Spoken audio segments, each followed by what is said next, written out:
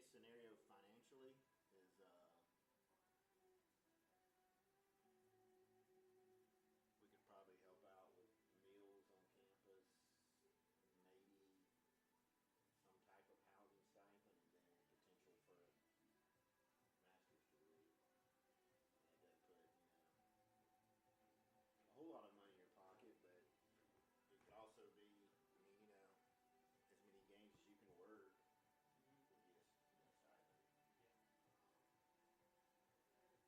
stipend. So if you're looking for a career job, we don't have one, but if you wanted to live on beans and taters for a year, then we got that. So we get you experience, and then, like I say, a master's degree is, depending on what you do, it could be anywhere from $5,000, $7,000, $10,000 higher than entry level salaries. You multiply that by 40 years of working. But it's one of those things you have to kind of think on down the road, Probably not enjoyable right now, but it could, by the time you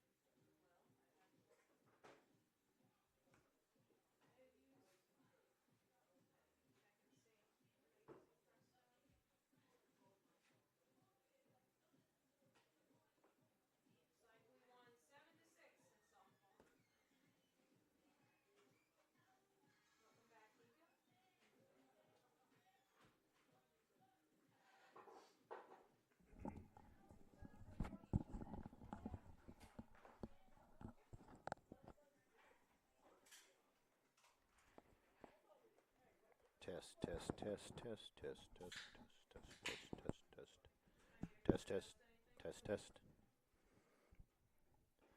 test, test. Test, test, test, test. I can't hear. Do it again. Test, test, test, test. Mm-mm. I don't know if I. So I'm 2. Test. Test, test, Maybe just a little bit more, yeah. test, test, test, test. A little bit more. There Test. we go. There we go. Okay. So I'm 2. You're 1. Oh, I'm 1. He's 2. You're 1. Bryce is 2. Sounds like a plan.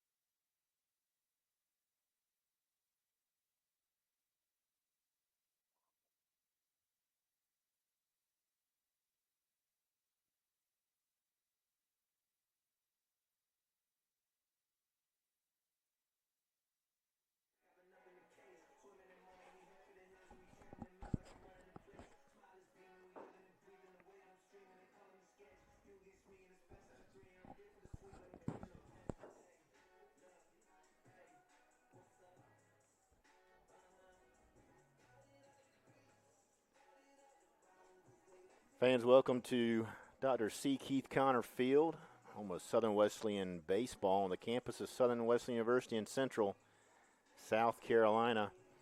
I'm here today once again with Bryce Metz. Bryce, welcome. It's nice to be here. I believe this is your second broadcast, so now you're officially a veteran, no longer a rookie.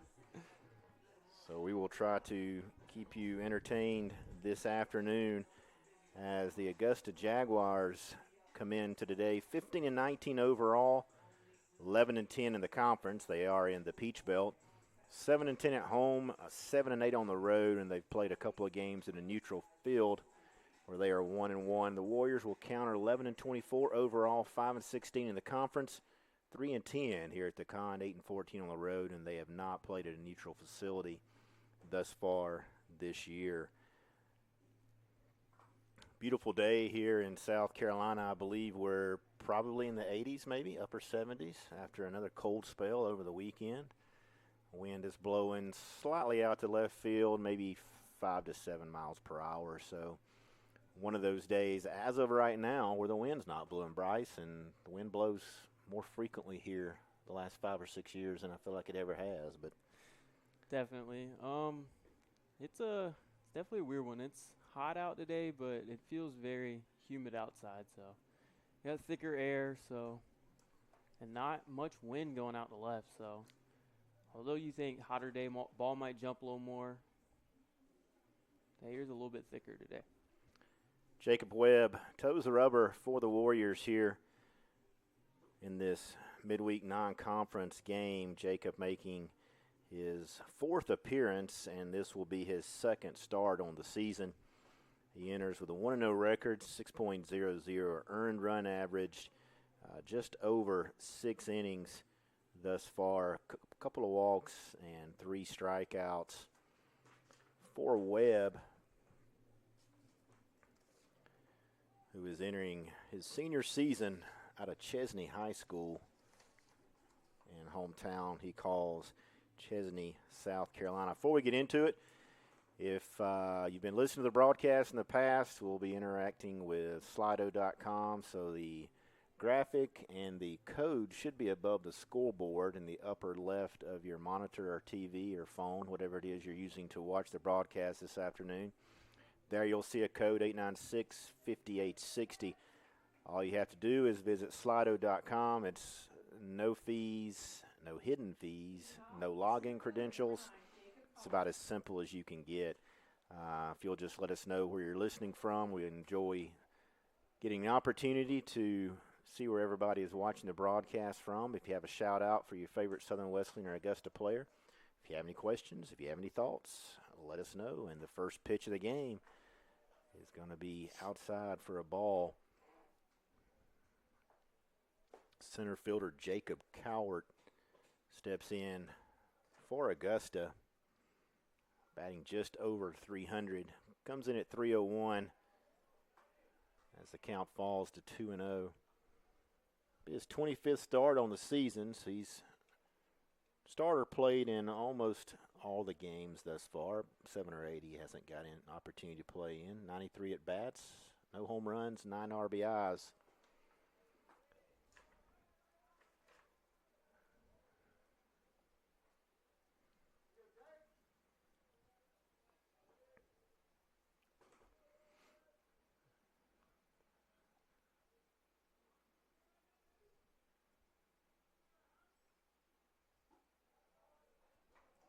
Bryce is a former pitcher.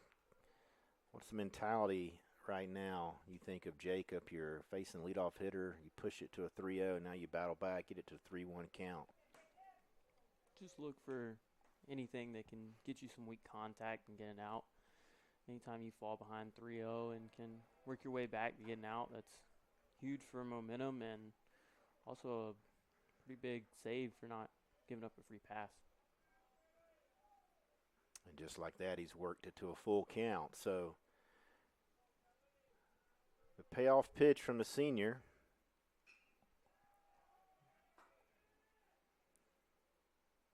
And Nolan Evans going to record the first out. So he took the long route, but most importantly, he got the first out. As much as you can limit those free passes when you're out there, better it's going to be for you. Shortstop Nolan Turner stands in for Augusta, leading the Jaguars in hitting with a .366 clip, 6 home runs, 32 RBIs, and leads the team in stolen bases with 8. He's only been caught stealing twice, and this one's going to be taken by right fielder Luke Taylor as he calls off the second baseman Perry Dyer. Now batting the DH, number 12, Landon Leonard. Mentioned Webb on the mound, Harrison Garrett behind the plate for Southern Wesleyan. Cole Kirshner over at first base, Perry Dyer at second, Tristan Tillman anchors down shortstop, and Cade Bowling is at third base. And there's a fly ball going to be hit deep, and that one is not going to come back. So Nolan Turner picks up his 7th home run, 33rd RBI on the season. And to complete that outfield, as mentioned, Nolan Evan in left, Matthew McCaffrey in center, and right field will be anchored by Luke Taylor.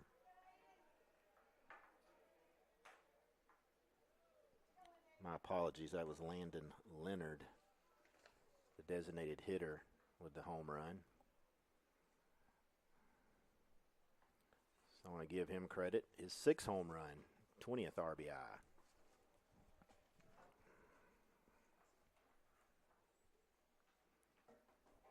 Left fielder Aiden Kennedy.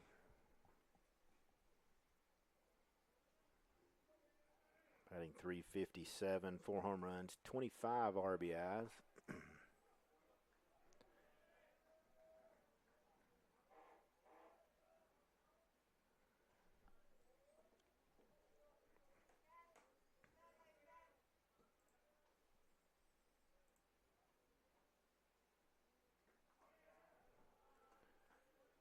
Great job by Webb there, not letting the solo home run affect him coming back and getting 2 strikes on this guy.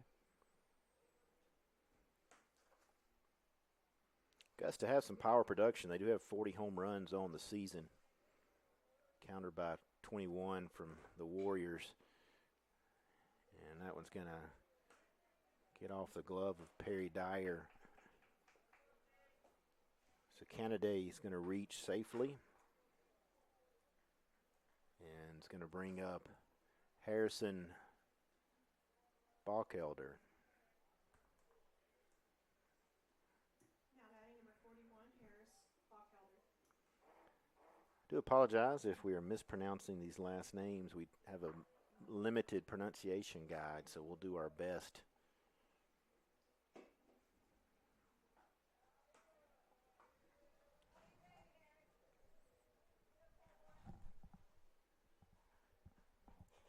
Harris enters batting .266, 4 home runs, 12 RBIs.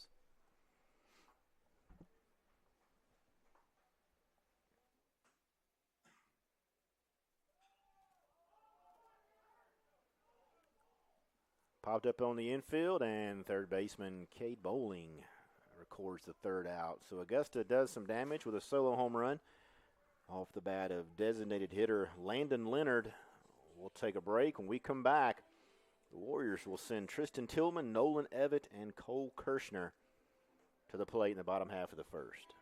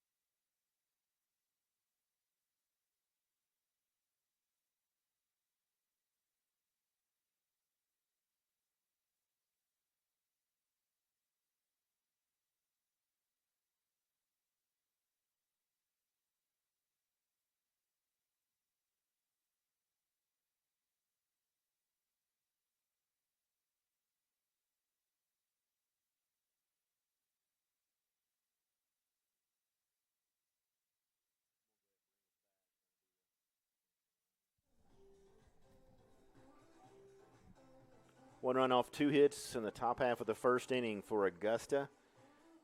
As we mentioned, Tillman, Evett, Kirshner for the Warriors here in the bottom half of the first. Tyler Zawacki going to be on the mound for Augusta here in this middle of the week non-conference game. Tyler comes in making his 5th start, 11th appearance overall. 2-2 record, 11.96 earned run average, just over 26 innings, 15 walks, 24 strikeouts. And over at first base for Augusta is going to be Harris Bachelder. Second baseman Nate Martin. Shortstop Nolan Turner.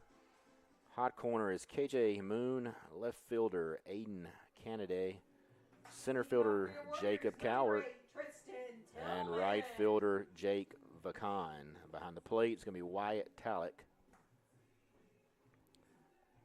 And Tristan Tillman stands in for Southern Wesleyan. Tristan batting just over 300. Comes in at 308, making his 31st start on the season. No home runs, 16 RBIs. Does lead in stolen bases, just ahead of Nolan Evett. Evett comes in with 24 bags, and Tristan Tillman has 25 on the season.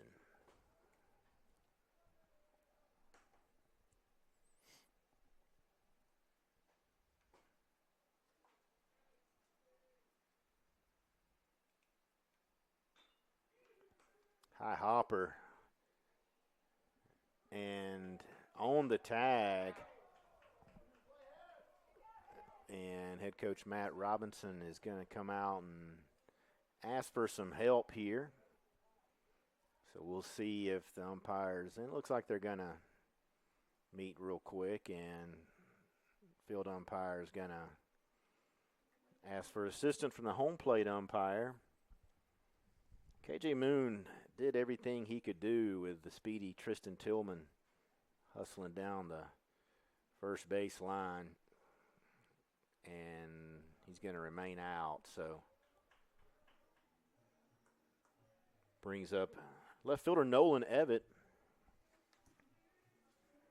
Now batting the left fielder, number 48, Nolan Evett.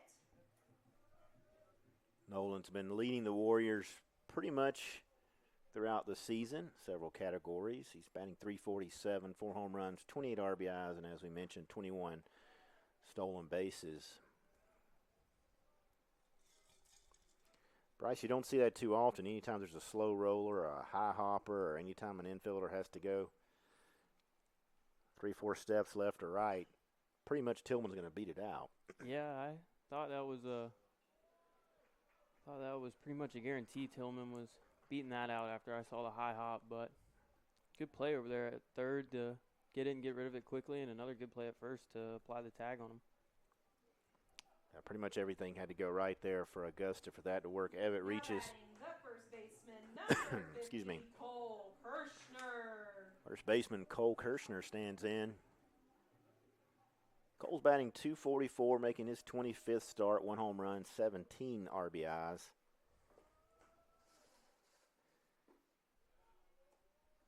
Sophomore from Cornelius, North Carolina.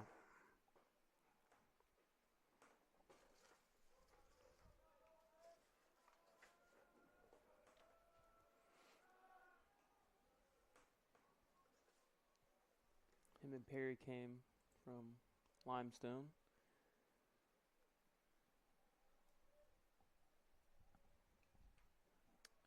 We've mentioned that several times on the broadcast with several teams. Nice play there by the Augusta infield for the inning double play. When we come back, we'll talk about Limestone transfers here at Southern Wesleyan this year and how they got here after one complete. Warriors trail 1-0.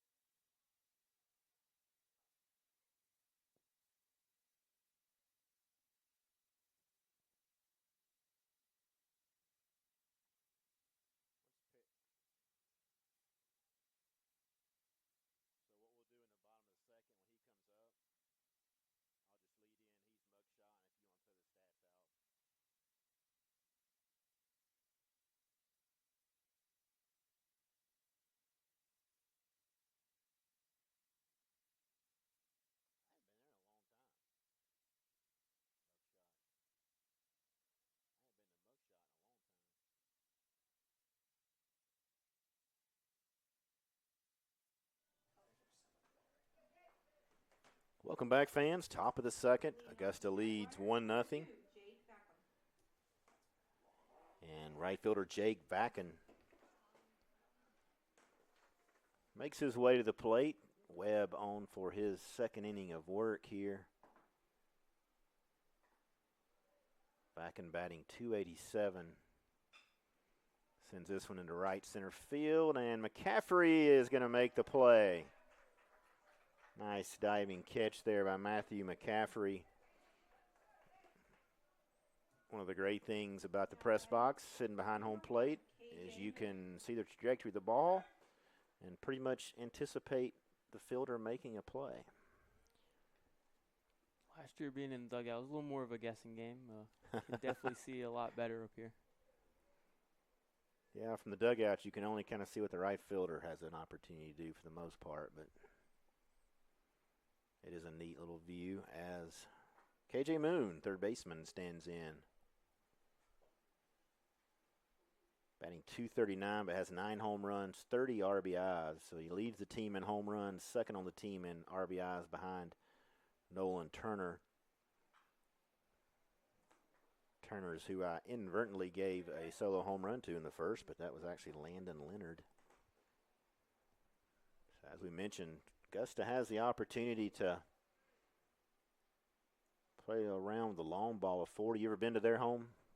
I did for one fall game last fall. Okay. They have a very, very nice field there. Short porch anywhere, or are all these home runs pretty much legit? I think left field seemed a little short, but I believe center and right. Center was pretty deep, and right was standard. Left seemed a little short.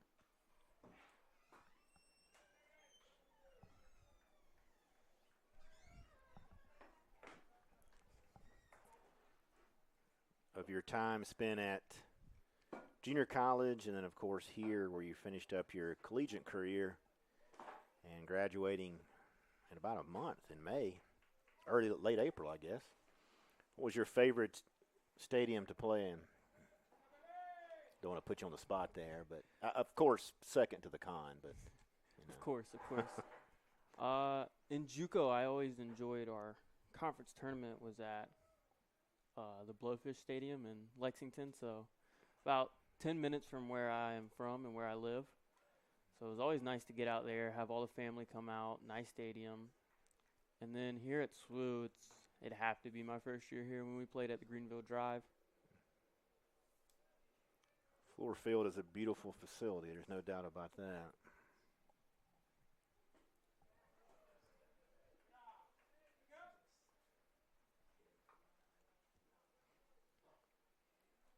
Full count here on KJ Moon.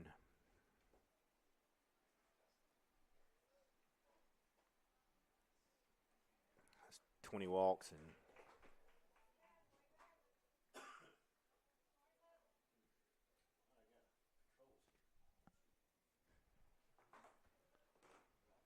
.21 walks, 40 strikeouts on the season.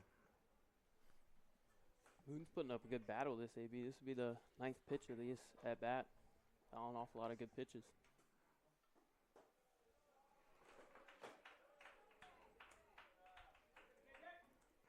So Moon walks, brings up the catcher Wyatt Tallick. Now batting the catcher, number 6, Wyatt Tallick. Wyatt getting his second start on the season, batting .421. No home runs, 5 RBIs. Let's hope we can get through this broadcast without coughing anymore.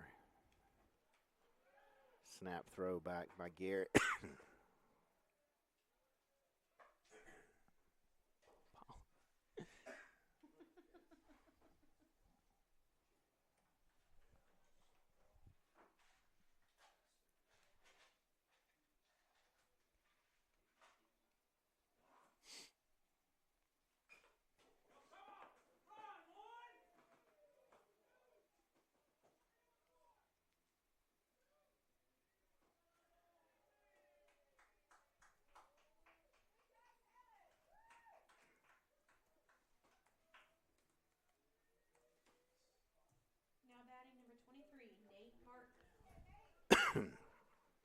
Talek picks up his third double of the season, so Augusta has runners in scoring position at second and third. Second baseman Nate Martin.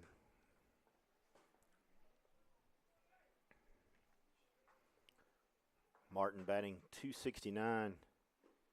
Takes this one for a strike. 3 home runs, 15 RBIs, 3 triples as well.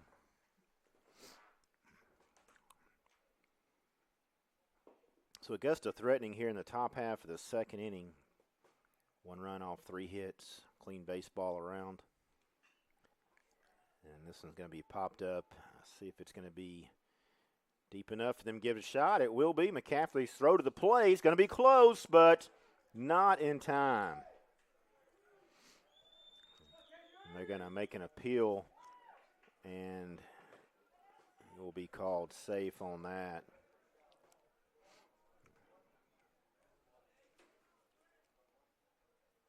So Augusta picks up their second run on a sacrifice fly. Brings up center fielder Jacob Cowart.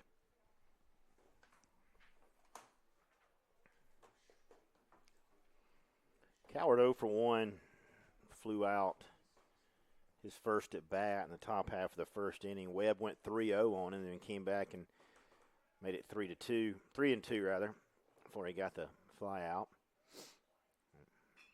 Ground ball, and Dyer slips a little bit, gathers himself back up to pick up the third and final out of the top of the second. We'll head to the bottom of the second. Warriors will send up Schimmel, Dyer, and Bowling.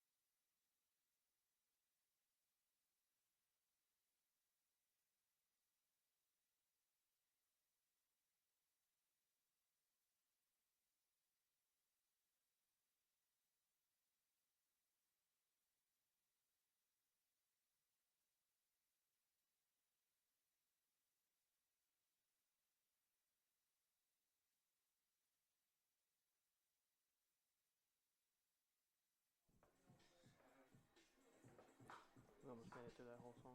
Designated hitter Ethan Schimmel. Now batting for your Warriors, the DH, number 18, Ethan Schimmel.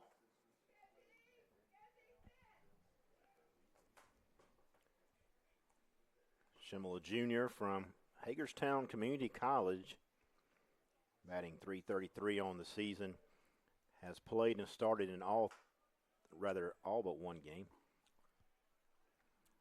4 home runs, 32 RBIs, and 15 stolen bases.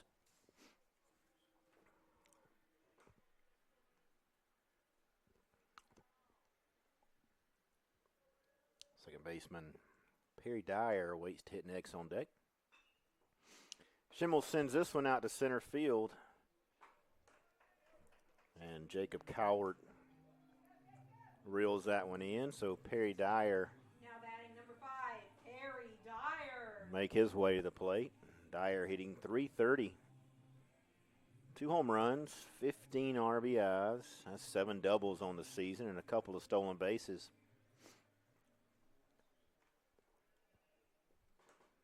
Harry picked up last week's Student Athlete of the Week, courtesy of Mugshot Coffee. Bryce, fill us in on how he achieved that honor. Perry went 9 for 18 last week with 5 doubles. 3 of those doubles coming in SWU's huge win against Anderson in the midweek last week.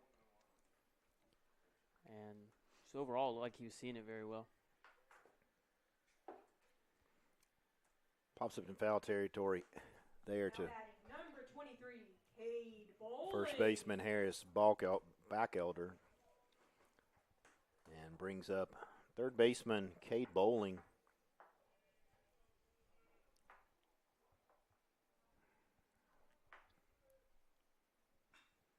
Cade sends this one into left field. So Bowling came in hitting .260 with 27 hits, picks up his 28th hit. Does the freshman from Hamilton, Ohio. Fielder number 0, Luke Taylor. Luke Taylor leading the Warriors in hitting at .372, making his 25th start. 1 home run, 21 RBIs, 6 stolen bases. Warriors have 105 stolen bases on the season. There's a pop-up to left field to end the second inning. So when we come back, we'll talk about that. And Augusta will be hitting here in the top of the third, leading 2-0.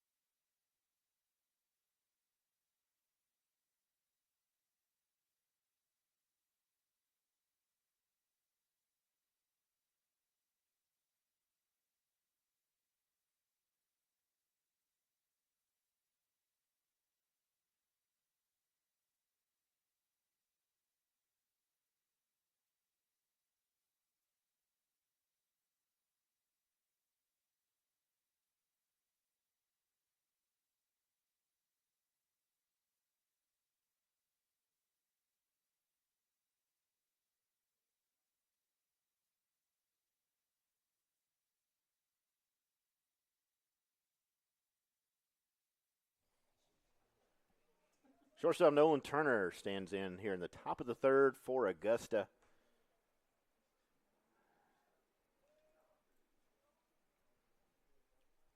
Turner's 0 for 1 also with a fly out. Swing and a miss there. Turner, a redshirt junior from Gainesville, Georgia. And leads the Jaguars in hitting at a .366 clip, 6 home runs, 32 RBIs. Landon Leonard stands on deck. He had the solo shot back in the first inning for Augusta.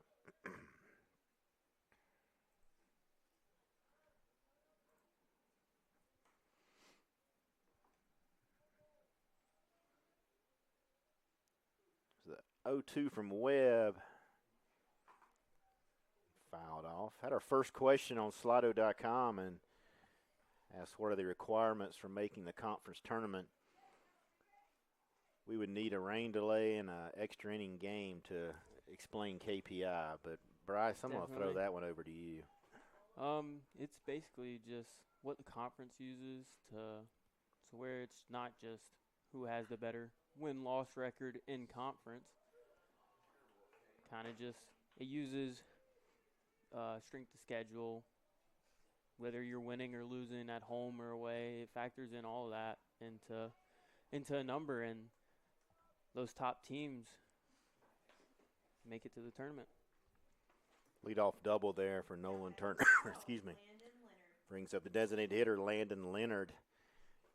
You're exactly right. It's for the most part, the standings as you see them in terms of winning percentage, for the most part, it stays the same. But as you mentioned, there's a lot of variables that go into it, and at different parts of the season. So the one thing I guess that a lot of coaches, their maybe frustration in it is you really can't predict. Definitely, it is. It's very hard to predict. It always usually comes down to the last week of the last series of the season to determine who's all finally in it. Because you can have some matchups where if something happens, it could completely flip those teams that are right there on the cusp of making it. Ground ball, they're going to get through there to left field, and they're going to hold Turner at third. Of course, the old adage is just win and you're in. But when it comes down to seeding or perhaps making the conference tournament, it can be a guessing game. So that's about the best we can do in helping you understand the KPI. But again, for the most part, depending on what sport, whether it's the top 6, 8, 10, 12, whatever, if you're in that vicinity, you definitely have a good chance. And, of course, going into the last couple of weekends, teams are really fighting for the best seed, and there'll be some teams fighting to make the tournament. Southern Wesleyan heading to Shawan this weekend. That is no easy place to play, just simply due to the logistics. But that's a big weekend for Southern Wesleyan. They're going to need to gain some ground in the standings and the KPI this weekend. Huge weekend, and like you said, a tough place to play. Looking at about, on bus, usually about a 7 to 8 hour bus ride. And then on top of that, you're staying 30 minutes to an hour away from Murfreesboro and Shawan. So all the factors of going there make it a lot tougher. Be switching it up this weekend too. Southern Wesleyan and Shawan will be playing the doubleheader on Friday. The single game on Saturday, so both teams can potentially get back to their hometowns and for the Easter weekend and Easter Sunday. Warriors will be leaving out Thursday afternoon for that ride up to Murfreesboro.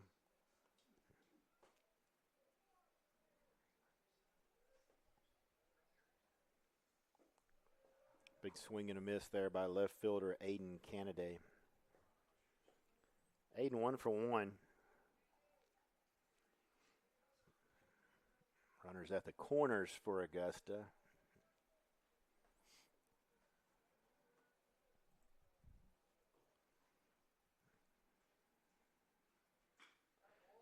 That one's going to get just past the outstretched glove of Perry Dyer at second rather. So third run for Augusta crosses the plate.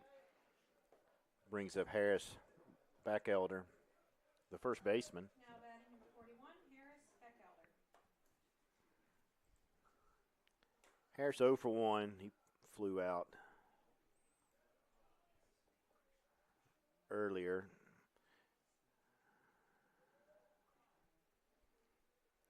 Tell you, Bryce, it's crazy just how quickly the spring season is moving. Very much so. There's a ton of pollen in the air, and we're kind of in that tricky area in time in South Carolina right now where the weather cannot decide if it wants to be 80 degrees and sunny outside or 50 degrees and windy. only 4 weekends left in terms of conference series. As we mentioned, Shawan this weekend, then Belmont Abbey comes to town 10th and 11th. That'll be Military Appreciation Day on the 11th. So if you're local or if you're planning a trip, that'll be a good event on that Saturday. Make sure you want to get to the park early for that presentation. And then Barton College on the road. And then Southern Wesleyan finishes up the regular season hosting Shorter University 24th and 25th. We'll go over the conference standings here in just a few minutes and kind of give you a little bit better understanding of the KPI as well. I think for softball it comes out April 6th, so I would assume that's probably the same date for baseball. We'll check that here. 3-1 count now. Do have some info that on that Military Appreciation Day there will be a flyover here at the con. So haven't seen that before. That would be cool to see. Nice play there by Bowling. Retired back elder on the sacrifice bunt. This brings up the right fielder, Jake Vacken.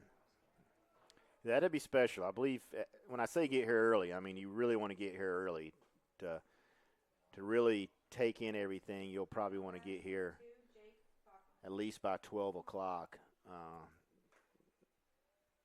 just to kind of get a good seat and get a good viewpoint. And, of course, there'll be a lot going on prior to the flyover, as you mentioned, and then that'll be special within itself. So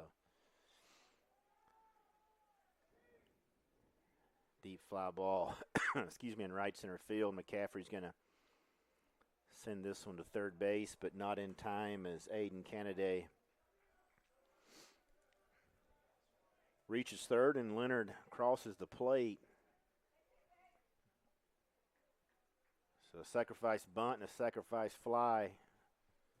Now batting the third baseman, number 1, KJ Moon. Propels Augusta to a 4-0 lead, and third baseman KJ Moon stands in.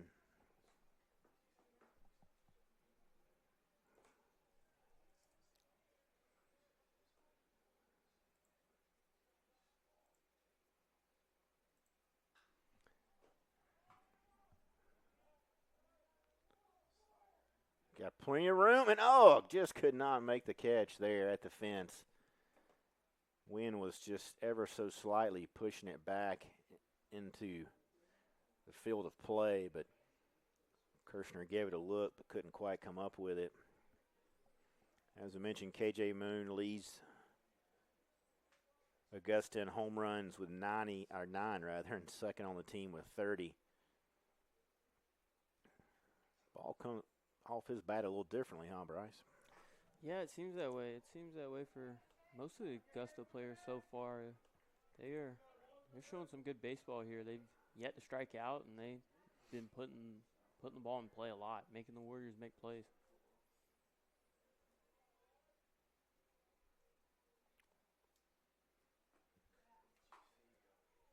KPI will be released on April 6th, so you'll get your first opportunity probably around noon on April 6th to get an idea of what KPI is about. Young Harris leads the conference with a 19-2 conference record, followed by North Greenville at 17-4, as this one's going to be sent down the left field line. So KJ's going to go in with a stand-up double.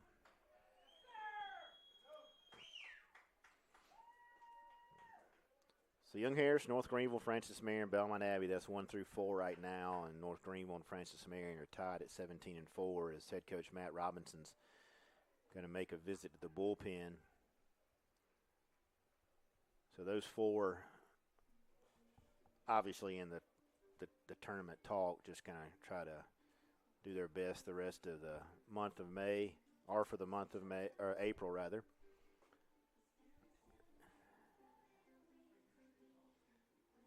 And then currently Southern Wesleyan stands just behind King. King is 7-14. Warriors are 5-16. They're actually tied with Barton.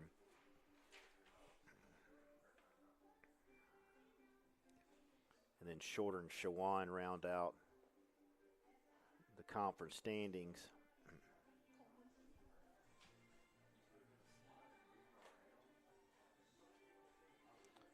So to give you just a little bit of an idea how KPI works, so Ferrum and King are 7 and 14. Southern Wesleyan is 5 and 16.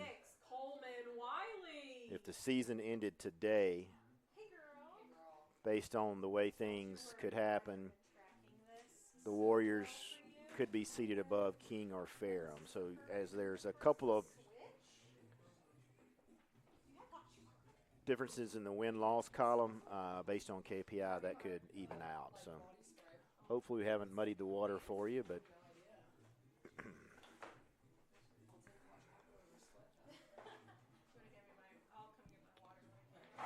so Augusta leading here 5-0, 5 runs off 7 hits, no errors. Warriors still looking for their first run off 2 hits, no errors. And the new pitcher is number 26.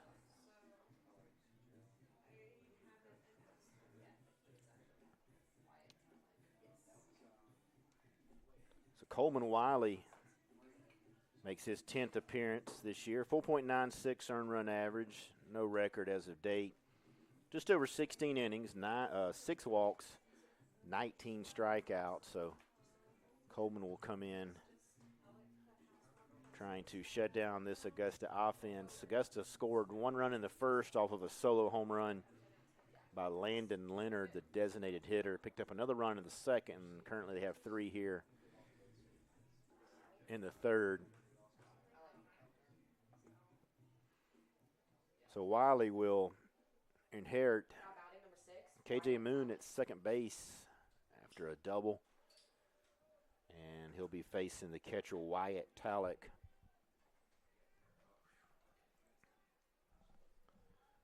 Who's 1 for 1 also with a double. Augusta has 3 doubles on the day. A couple of them here, and that one's going to be fouled down the left field line.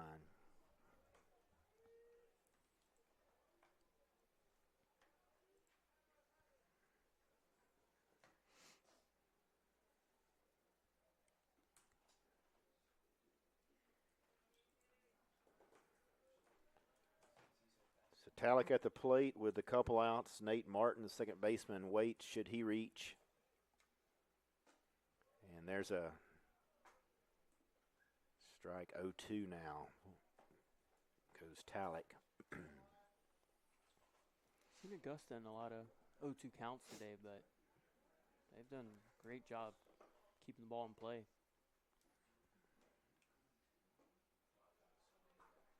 Wind starting to pick up a little bit toward left field, which is kind of ironic. We talked about that at the start of the game. Typically the wind kind of dies down in the evening, but it's picked up a little bit here. So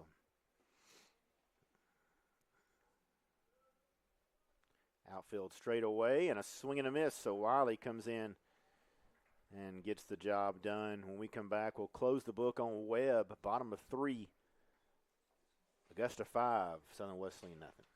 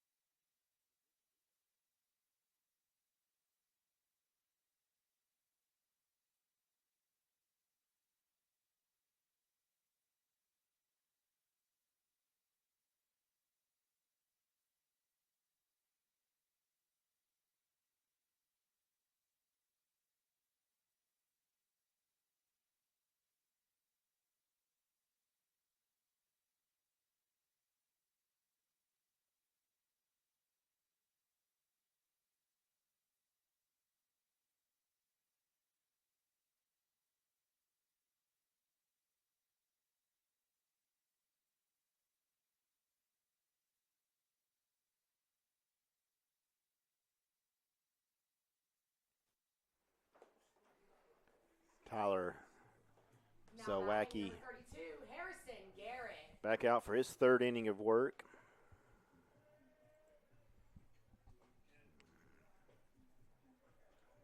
These 2 innings pitched, only a couple of hits. No walks, no strikeouts thus far. Guess we just started shortstop for softball. Cassie? Yeah. And Harrison Garrett sends first pitch he sees out to left field I think that's her first start. Yes. for a F7. And now center fielder Matthew McCaffrey comes up to the plate. Now batting number 22, Matthew McCaffrey.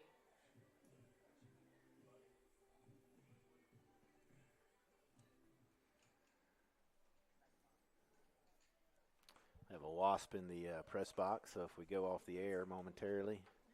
Now, obviously, you can, well, you can't see it. It's on a monitor, but see if we can get this guy out of here.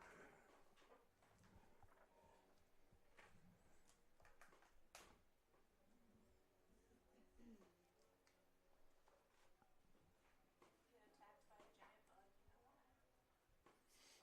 Oh, he just fell through the camera. Oh, he's upset. Oh, he fell in the hole. Oh, there it is. All right. There are one less wasp in the press box, courtesy of Augusta's roster.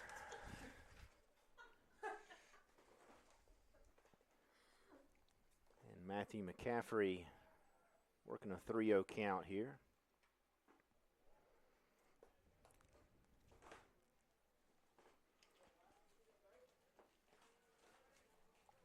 I want to talk about Zawaki here for a second. Before this batter, he was only 12 pitches and 11 of them strikes. And obviously he's battled back in this one, but puts him now at 17 pitches and 14 of them are strikes. So he's really filling it up and getting weak contact early. He came in 15 walks and 24 strikeouts, so obviously part of the game that he's working on.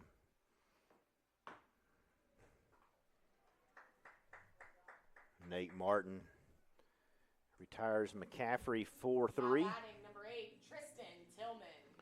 This brings up shortstop Tristan Tillman, who was picked up a 5-3 high hopper. Pretty much everyone thought he was going to beat that one out. Umpire said that the first baseman made a good play and came down with a tag off the bag. So we'll see what Tillman can do here in his second at bat. He came in batting .308. 27 hits, or rather 36 hits. Nolan Evett leads the team with 50.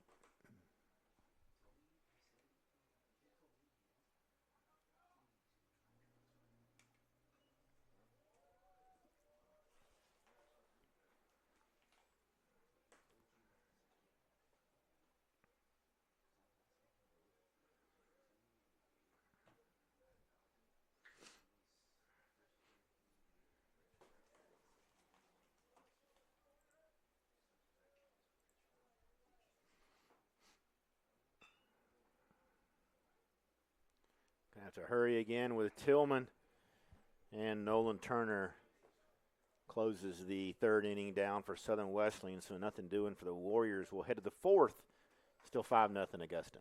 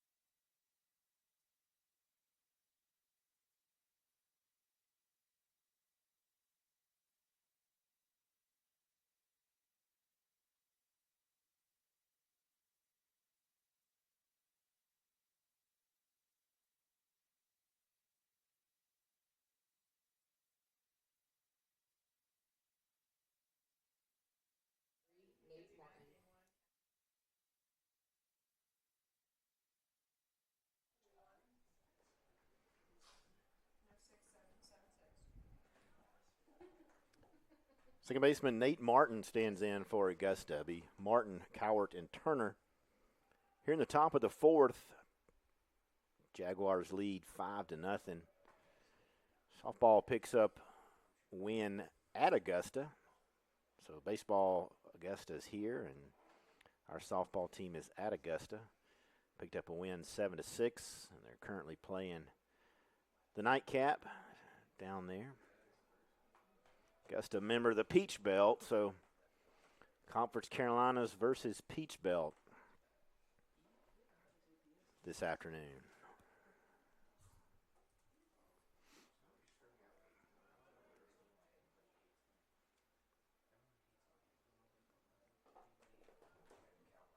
Wally, I'm sorry, go ahead. It's always good time and good competition when you play those, not in conference teams, but those in region teams. They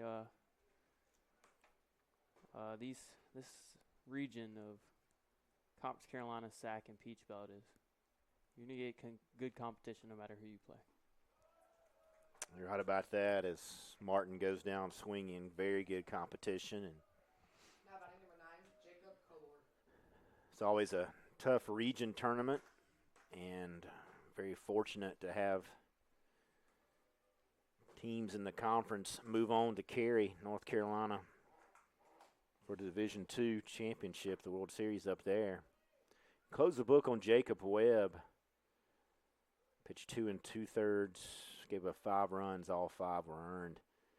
7 hits, 1 walk, and no strikeouts. Wiley facing his third batter. He came in the top of the third and retired the only hitter he saw with a runner on second in the form of KJ Moon. Now Jacob Cower stands in. Cowart's 0 for 2. Ground out and a fly out. And so Dyer couldn't pick up the backhand here. And Cowart is going to reach with Nolan Turner standing in. Now batting number 7, Nolan Turner. Grace. Yes, I see what you It did. won't let me undo what I pressed undo. It's okay. We'll fix it in between the innings.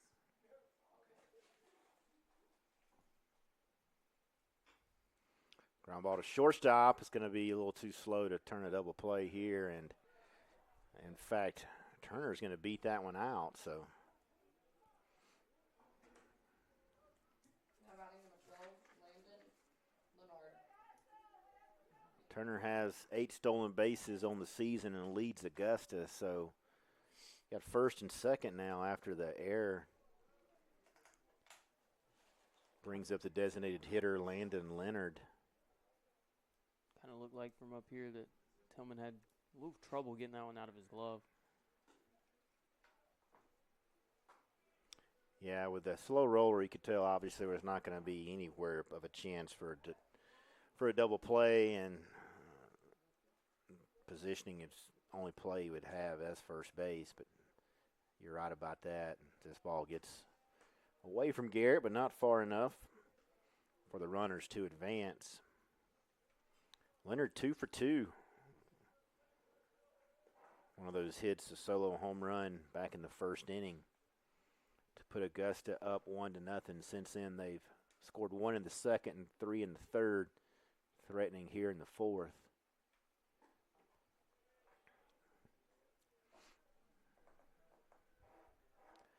Leonard is a junior from Hampton, Georgia, Southern Union Community College transfer.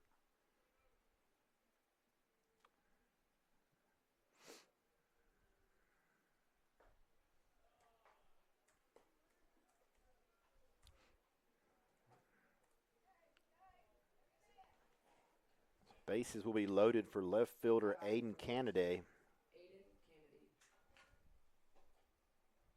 Kennedy batting .357, 4 home runs, 25 RBIs, and assistant coach, pitching coach Anthony Zerke is going to make a mound visit here.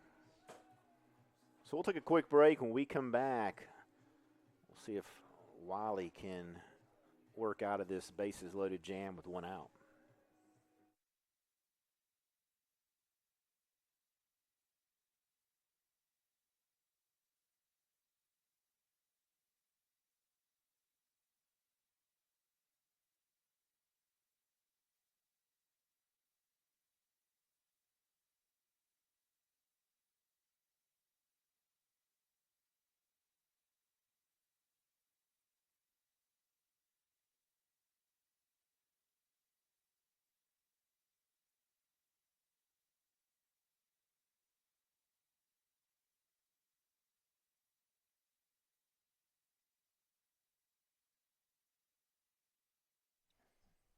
So one out here. Kennedy back in the box. Serkey back in the dugout. And Wiley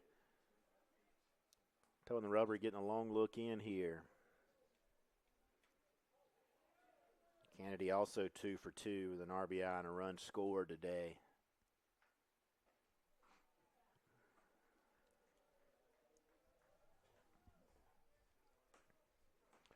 We'll see who wins this lefty matchup here.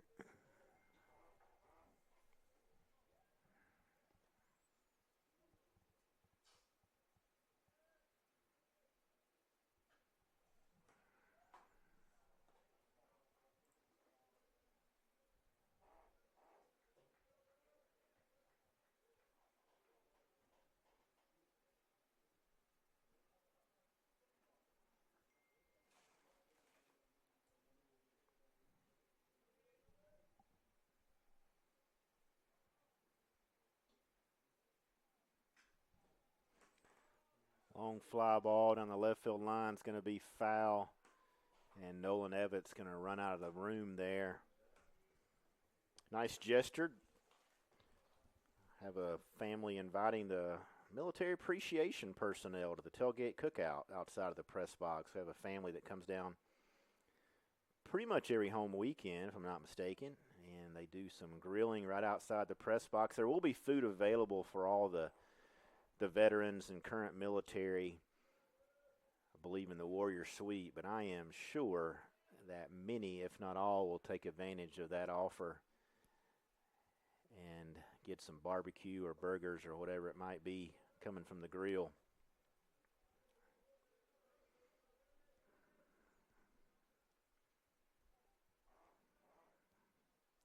I have yet to be able to partake of that on a Saturday, but I have heard nothing but rave reviews.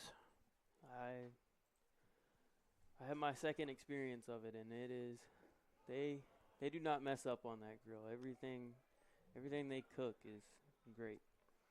Appreciate you rubbing that in, Bryce. No, I'm glad you're able to partake of that. Let me check the schedule and see when I will be able to be here.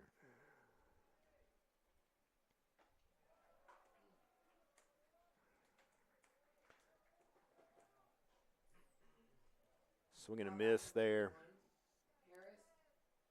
Brings up Harris, the Balkholder, first baseman. Kennedy goes down swinging. So 2 outs now, bases loaded. So we'll see if Wiley can work his way out of this jam here.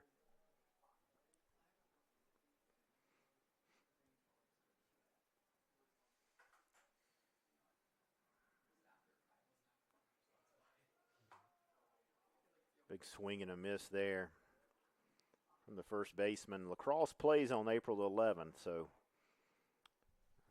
hopefully there'll be some leftovers maybe in the second game of the doubleheader on that Saturday. I can make my way down here. And it looks like Shorter will be the last home weekend, so the opportunities for barbecue are slipping away. Didn't feel like we had that many home series this year. It's kind of flew by. Yeah, it's been I don't know if it's I don't know if it's because of the weather or just the way the schedule is, but it does seem like the season has gone by remarkably fast. And that one's back up the box. McCaffrey comes up and get it into Tillman just to keep the force play at first and second. So a 2-out run scoring single there by Backelder. And brings up the right fielder, Jake Vacken. back in batting .287 prior to today's game.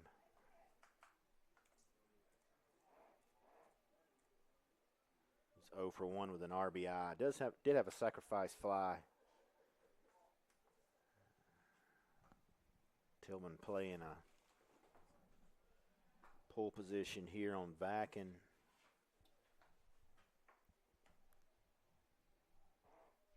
So Augusta pushes their lead to 7-0.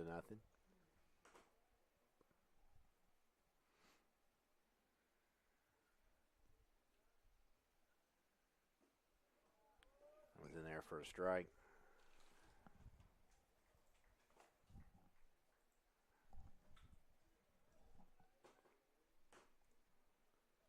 Wiley, a sophomore from Woodstock, Georgia, Sequoia High School.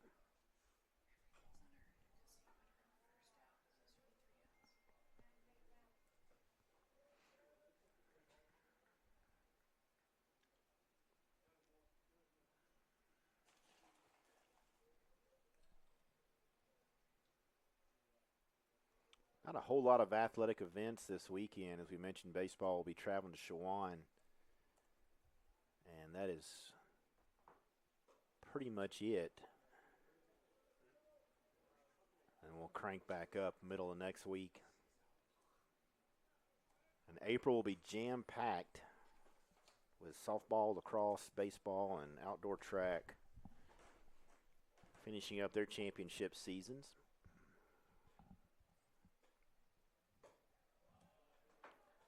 Golf has completed their regular season. Need to double check that, but I believe that to be the case. The conference championships will be coming up in the middle of April. Men's team's actually down in Miami. That would have been a nice trip to make. And base on balls there, loads the bases once again. Number 1, KJ Moon. For third baseman KJ Moon, who was 1 for 1 with an RBI, a double, and a walk on the day.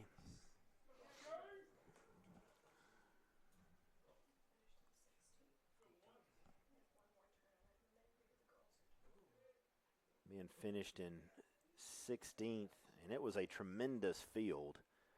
I was counting the other day, or actually yesterday, I believe. I believe there was 18 teams, and if I'm not mistaken, 14 were ranked in the top 40. They'll actually be going to Shawan April 6th and 7th for the Shawan Intercollegiate. It's actually held in Ahoskie, North Carolina. And then Snow Hill, North Carolina will be the Conference Carolinas Championship, Cutter Creek Golf Club. So it's been good to get the golf teams back in action this year. Coach David Bedingfield doing a good job.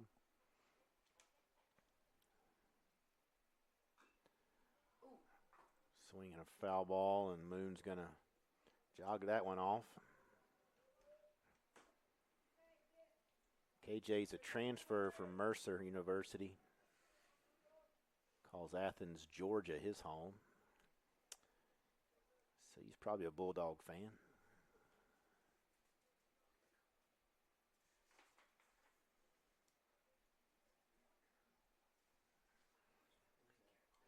Started in all but 2 games for the Jaguars.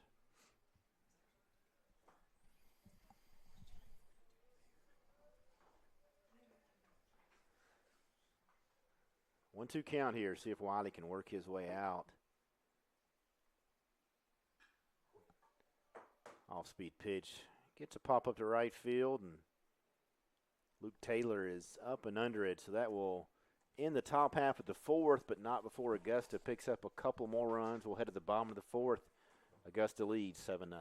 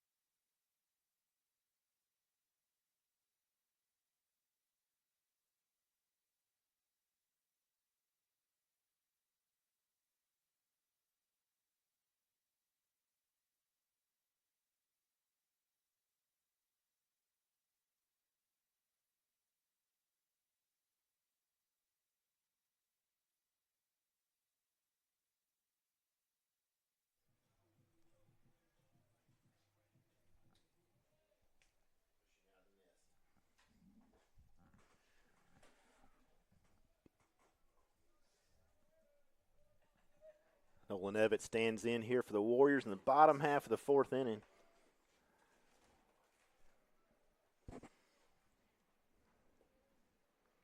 Warriors have their work cut out for them. But Bryce, you've seen midweek non-conference baseball. The momentum can shift in a matter of a couple of outs, just like that. So Nolan Evett's going to get in there. It's a leadoff runner here for second base. Definitely can shift big time, especially because usually you see Now batting number 50, Cole a bunch of Kirshner. different pitchers in the game. So someone's not having it that day. The momentum can shift, and so we're kind of hoping for here. But you got to take it one at bat at a time. No action, as you might assume, in the Augusta bullpen. They're going to let Zawacki run with this one.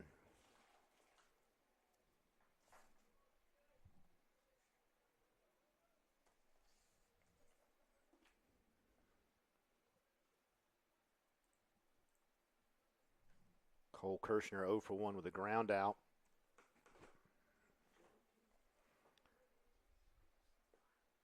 First baseman came in hitting .244 on the day.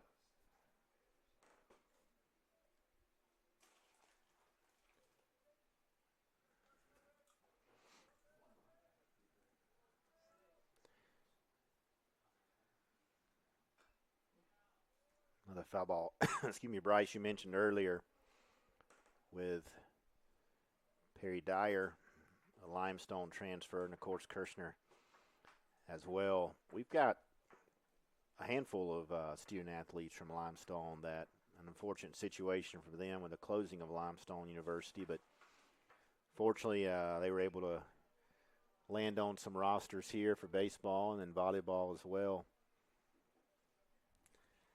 Definitely kind of shocked all of us here last year when we heard the news, because we were scheduled to play a midweek against them, and I believe it got canceled. That does ring a bell. You're exactly right. But we were very surprised to hear the news about Limestone. But always glad to get a couple extra bodies, and Perry and Cole have done great this year. Yeah, you always read about schools, up north or Midwest that have been closing, but when it hits this close to home, Limestone's only about an hour and a half from here. So not only within the state, but in the upstate. Talek does a good job keeping that one in front of him there. A lot of sports programs over there as well. I know they had a whole football team had a fight in the home, big baseball team, basketball, volleyball. Just teams with a lot of people that had to find new homes to play this year. In a short amount of time, as word coming out, actually about this time last year, a little bit later maybe, middle April I guess, but glad for Perry and Cole to be able to make it this way. And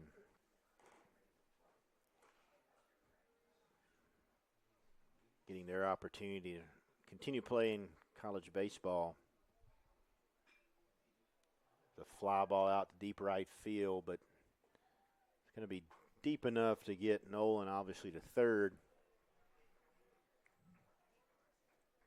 So Kirshner moves the runner up and brings up the designated hitter, Ethan Schimmel. Now batting number 18, Ethan Schimmel. See if Schimmel can get the Warriors on the board here in the bottom of the fourth inning.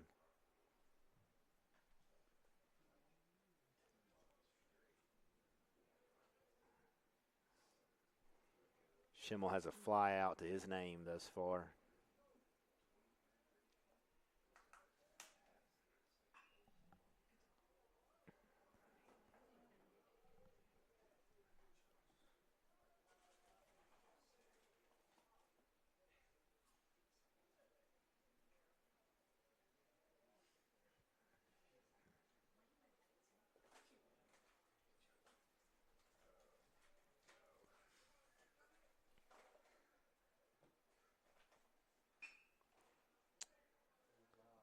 Oh, ground ball to second baseman is going to be dropped. So Schimmel's going to beat that one out, and an inadvertent throw as well. But so Nate Martin with the air, and Nolan Evett crosses the plate for Southern Wesleyan's first run here. Now batting number 5, Perry Dyer. Second baseman Perry Dyer, 0 for 1. Came in batting .330, a couple of home runs, 15 RBIs. And Talek is going to make his way for a quick visit to Zawacki, and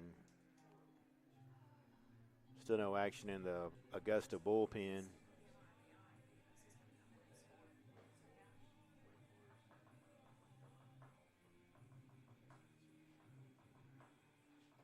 So one out here in the bottom of the 4th inning. Outfield straight away for Augusta, as is the infield.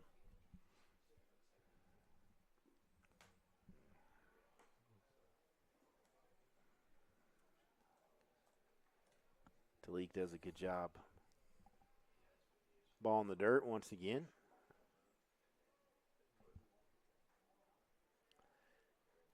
Senior catcher from Lilburn, Georgia. Transfer from ABAC. That one just off the plate. I want to take a second and shout out our developmental team for baseball here, as they went 2-0 yesterday in the tournament that was hosted here at SWU, and they move on for the 3rd year in a row to the Conference Carolina's Developmental Championship in Florence, South Carolina, looking to defend the title from last year. Possible back-to-back. I believe they're matched up with Ferrum in the semifinal game. Nice. Should be some good weather down there in Florence. They're usually 7 to 8 degrees warmer than we are. And a walk here to Dyer. Brings up third baseman Cade Bowling. Now batting number 23, Cade Bowling. Bowling 1 for 1 on the day. So runners at first and second. Southern Wesleyan threatening here. Bowling delivered a line drive hit to left field, his first at bat. And comes in hitting .260. That's a little higher now.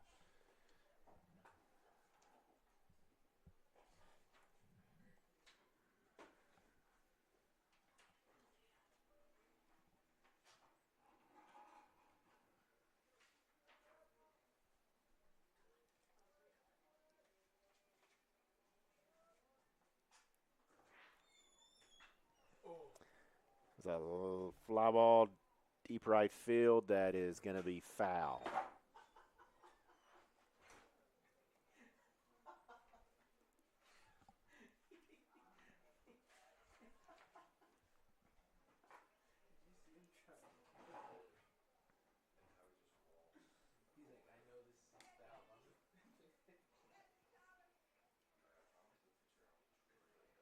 Bryce, interesting fact for Augusta. They have a left-handed pitcher named Ty Cobb. That's a great baseball name for a baseball player. Don't know if I've ever seen that one before in my playing days, but great name. He's also from a city in Georgia I did not know existed, Louisville, Georgia. I did see that someone was from a Louisville, Georgia, and I was intrigued by that it wasn't Kentucky.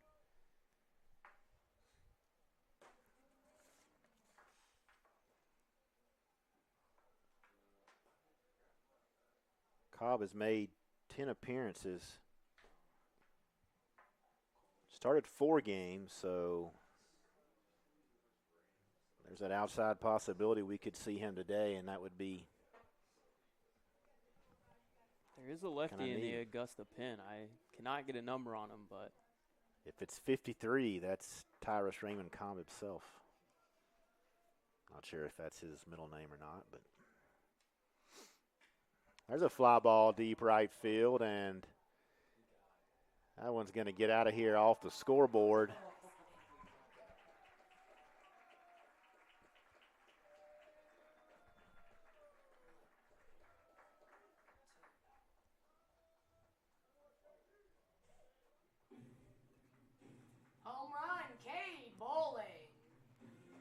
bowling puts a big dent into Augusta's lead here, 7-4.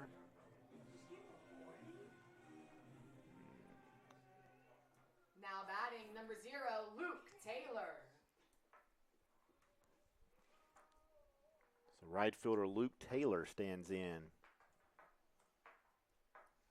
1 out here. Taylor 0 for 1 with a fly out.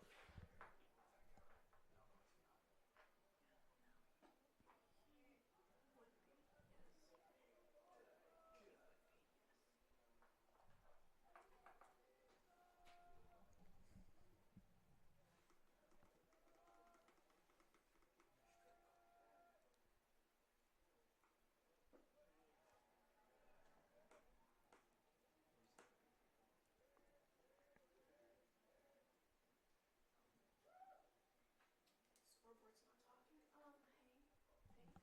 Will you look at the little button thing and see can you push enter? Yes. Thank you. Misses up top. So action now, as we mentioned, the Augusta bullpen, and it's 2-1 count here for Taylor. Garrett, catcher, awaits on deck.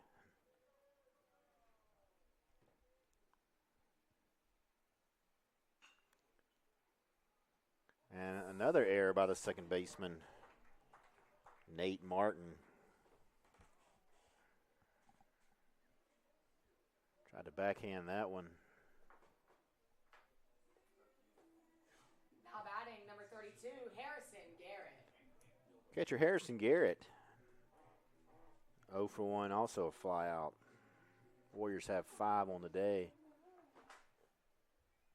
Fourth inning has been their friend as they entered the bottom of the fourth down 7-0, 7-4 now. So 4 runs off 4 hits and an error. I think it was your good luck talking about momentum from midweek games that can be taken and given. You're exactly right. The matter of outs. And Luke Taylor's going to pick up the stolen base, and Zawacki ran a little bit of interference there with the throw to second.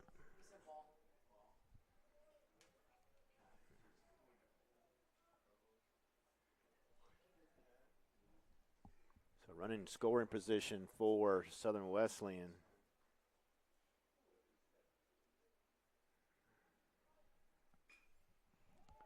There's a pop-up down the right field line that's going to be trouble, and it's going to fall. So Taylor's going to make his way to second off the base hit from Harrison Garrett. Brings up center fielder Matthew McCaffrey. Now batting number 22, Matthew McCaffrey. McCaffrey came in batting .290, 1 home run, 22 RBIs. 0 for 1 with a ground out, and we're going to have a pitching change. So when we come back, we'll set the stage for the reliever. We're in the bottom of the fourth, 1 out here. Augusta leads 7-4.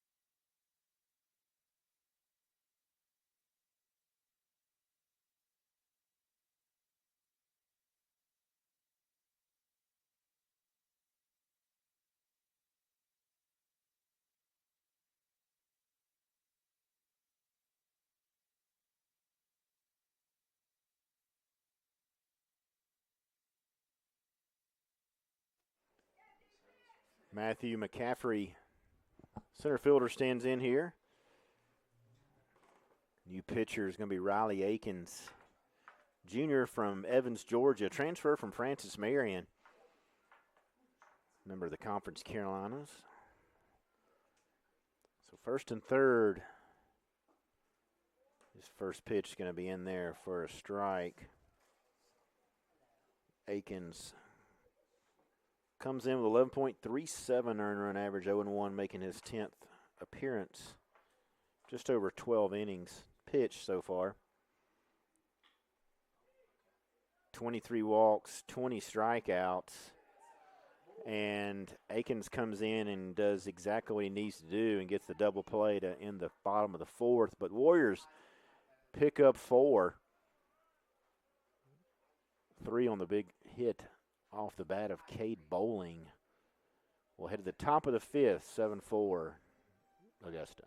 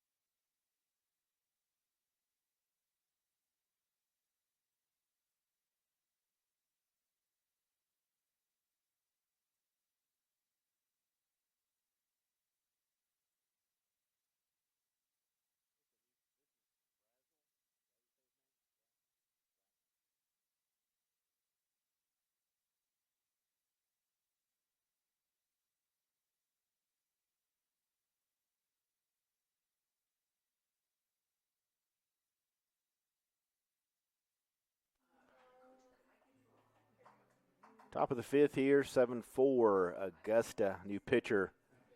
It's going to be Logan Brazel. Brazel, senior from Bryan County, Georgia, East Georgia State College transfer. So you can close the book now on Coleman Wiley. Brazel brings a 5.40 earned run average, 2-1, making his 13th appearance. Just shy of 22 innings, 23 walks, 12 strikeouts.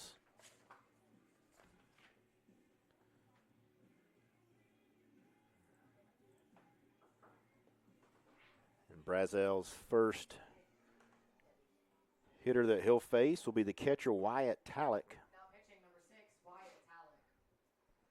Wyatt 1 for 2 with a double as a strikeout.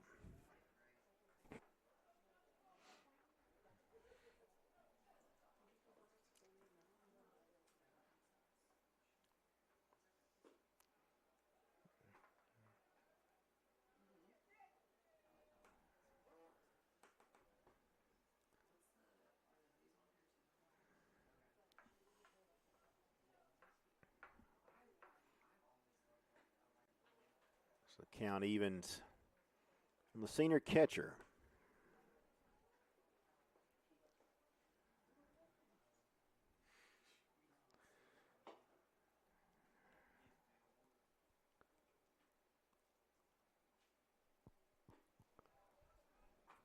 Might have to give the award to Augusta for coolest bats. They got a bunch of different colors with everyone that comes up to the plate.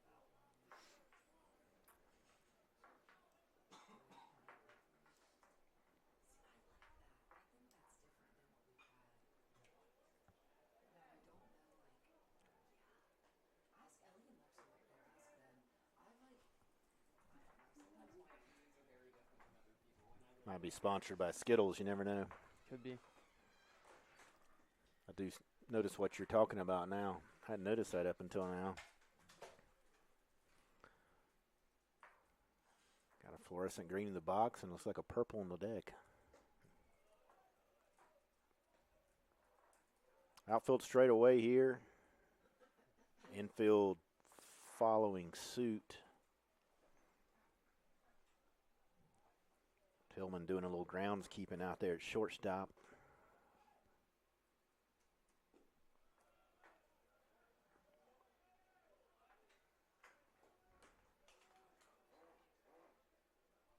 Shout out to the maintenance team for the cool design we got in center field this game. They always do a good job, and like we mentioned with Military Appreciation Day coming up, they always put American flag out in center field, and it always looks very good. There's a really cool picture that floats around every once in a while that has an aerial view with a drone, and it really shows off that American flag. Rob Bowling and his crew do, as you mentioned, a remarkable job. Our athletic venues and all of campus, really. Second baseman Nate Martin. He's 0 for 1 with an RBI and a strikeout. Had a sacrifice fly earlier.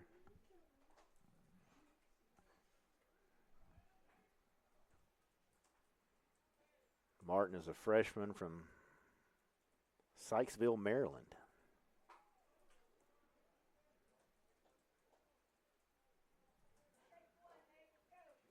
Majority of the roster for Augusta is from the state of Georgia.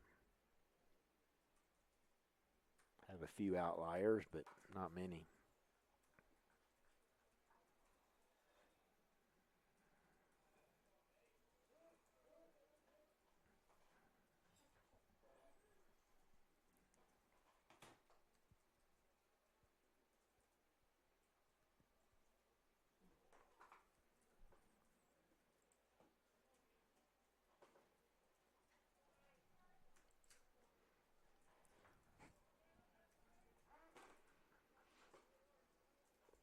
Bryce, of the ones you know on the roster this year, who would you classify as the funniest? I think until he graduates this year, that title will always go to Josh Long. But from the new guys I've gotten to meet that I haven't played with before, Cade is very funny, and then Perry can be very funny. But when you're competing with Josh Long, that's a tough hill to climb. Josh, a senior, so he'll be recognized the last weekend of the season against Shorter. So Edgewater, Maryland, hell's the funniest guy on the baseball roster. Shout out to Edgewater and South River High School.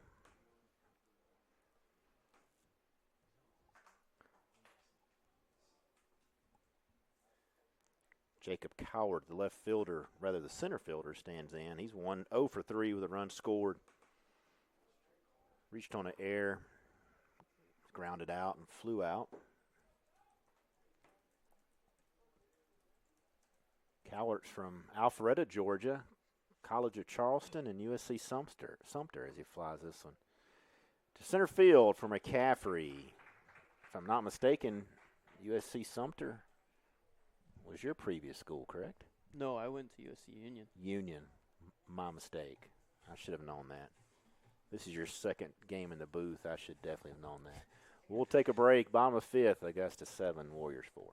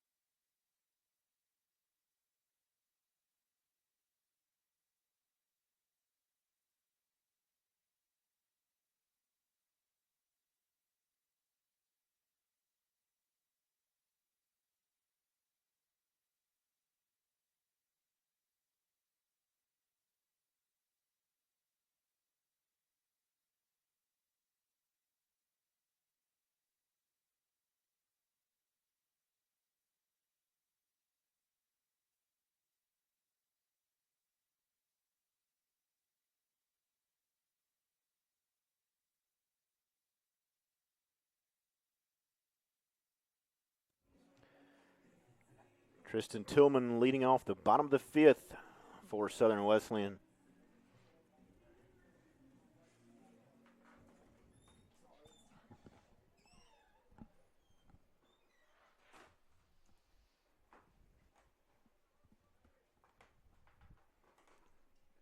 And he's going to take that one off the foot. So Tillman's going to make his way to first base, not exactly the way he was probably hoping for. See if he can walk this one off and utilize his strength on the base pass with a. Now batting number 48, Nolan Evan. Was it just like the other inning?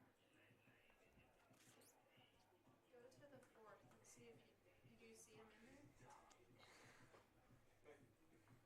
Wasn't it? It was after the home run, right?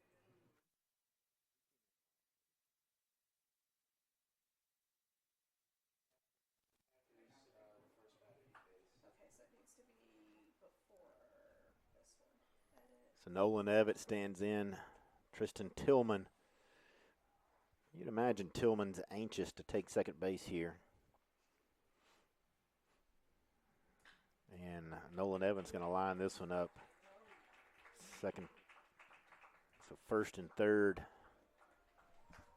So now you got the top two base runners on the bag. Now batting number 50, Cole Kirshner. For the Warriors, Tillman at third, Evitt at first. And Cole Kirshner, first baseman, stands in.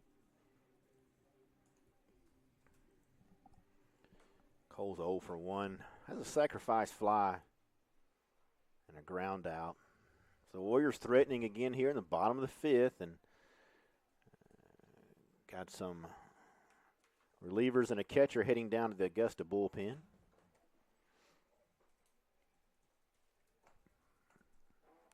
One big swing from Cole here to make this game interesting. Crazy the way this game of baseball goes. Augusta's pretty much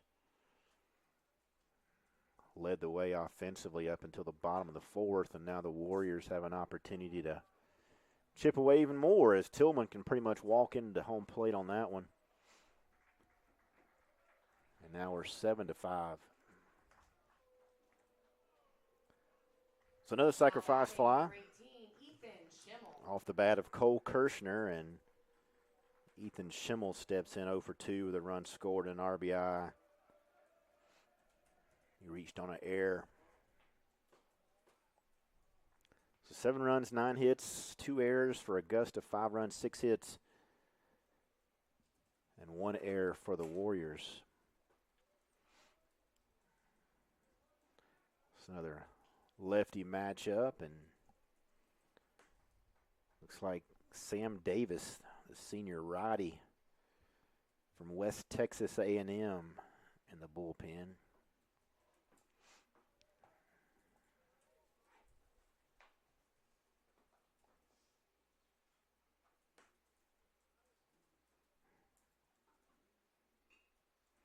Schimmel, a little check swing.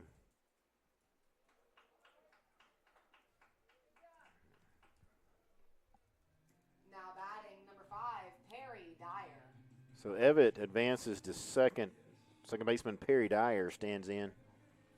Dyer 0 for 1 with a run scored, a walk, and a fly out.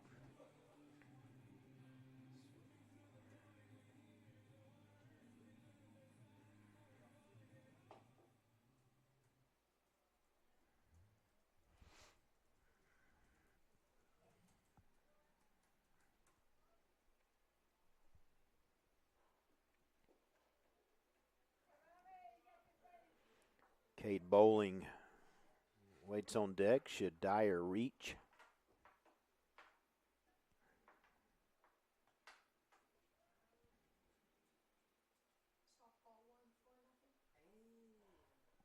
Softball 1-4-0. No, sorry, lost.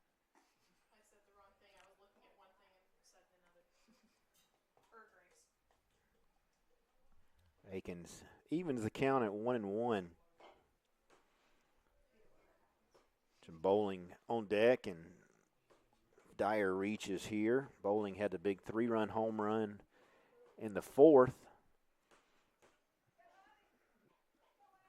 A massive bat flip that produced a warning as well from the home plate umpire. Bryce, what's the ruling on warnings and things like that? I imagine you get one and then you're ejected. Pretty much, that's what it is. Especially, it was about a year, 2 years ago. NCAA really wanted to crack down on the excessive celebrations. So you start off, you do something too big, too excessive, you start off with a warning. Anything after that's an ejection. No props outside of the dugout, is that correct? No props outside the dugout either. Have to be inside the dugout. That one wasn't my favorite because I didn't feel like the props were really hurting anyone or anything, but that is the rule. Pop up down the right field line, and first baseman makes that one a little bit interested, does Harris Bockelder. So the Warriors pick up another one. We'll head to the top of the sixth. Augusta 7, Southern Wesleyan 5.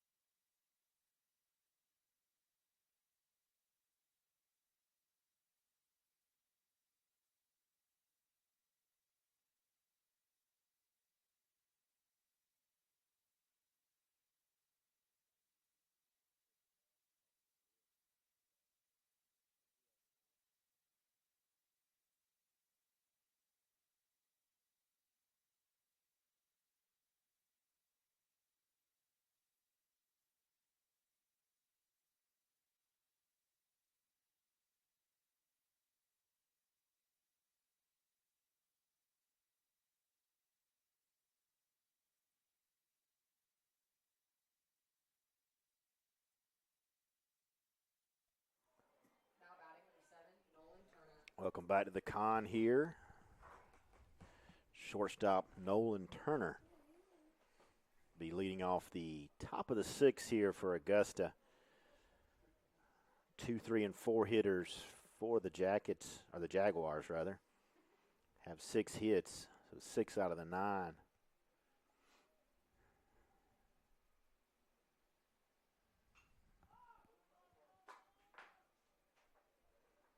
Pop up, and Perry Dyer is going to take that. Speaking of Augusta and Jackets, have the Masters coming up here soon. Very excited for Now that. batting number 12, Landon Leonard. Look forward to tuning in every year and seeing who's gonna take it home.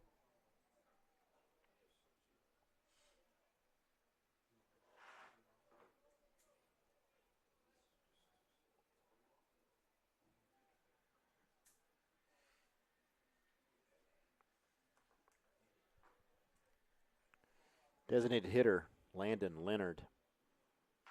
Leonard also 2 for 2. That's a solo home run. Scored a couple. So let's see if Brazel can work through the 2, 3, and 4 hitters in here in the 6th inning. Throw up a 0 and see if Southern Wesleyan can continue to chip away in the bottom half.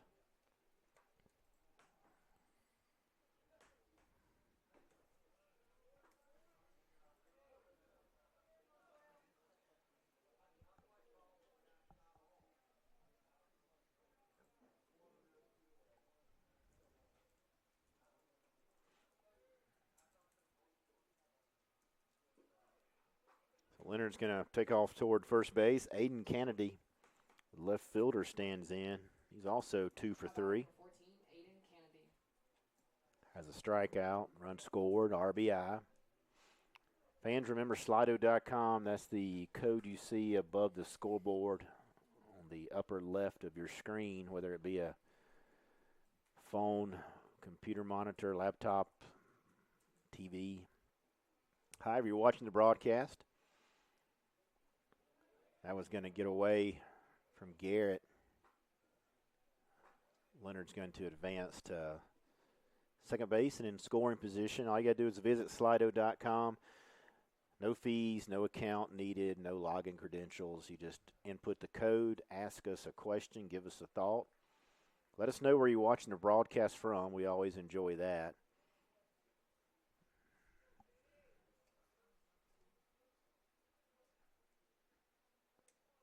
Here on a Tuesday evening, approaching the 7 o'clock hour and the 2-hour mark.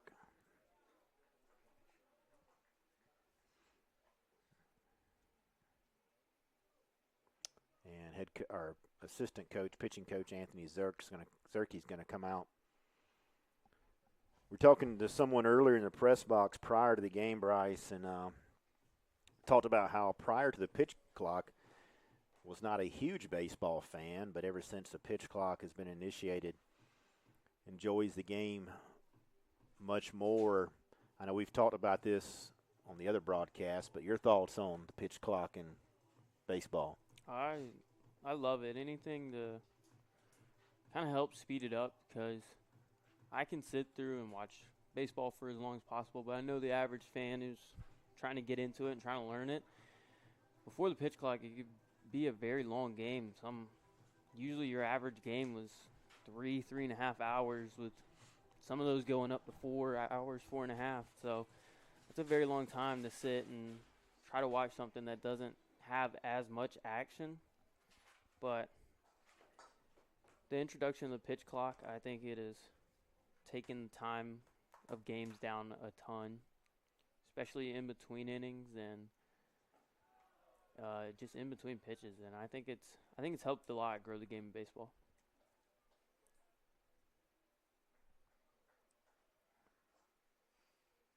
Brazel falls behind here 3-0. Gets back in there. Harris Bockelder, the first baseman, waits to hit next. 3-1 count with Leonard on second base. Got some more, I guess, stirring, you could say, down in the Warrior bullpen. If you're familiar with the con, this is the point of the day where left field and third base start to struggle a little bit with the sun.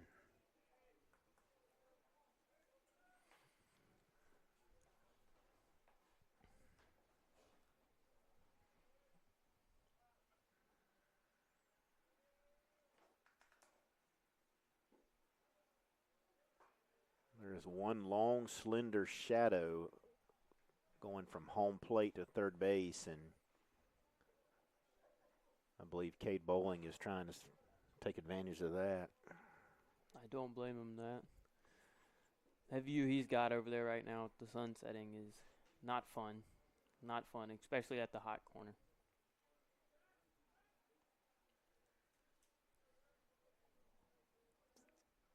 So the walk draws first and second here for Augusta. They lead by a couple.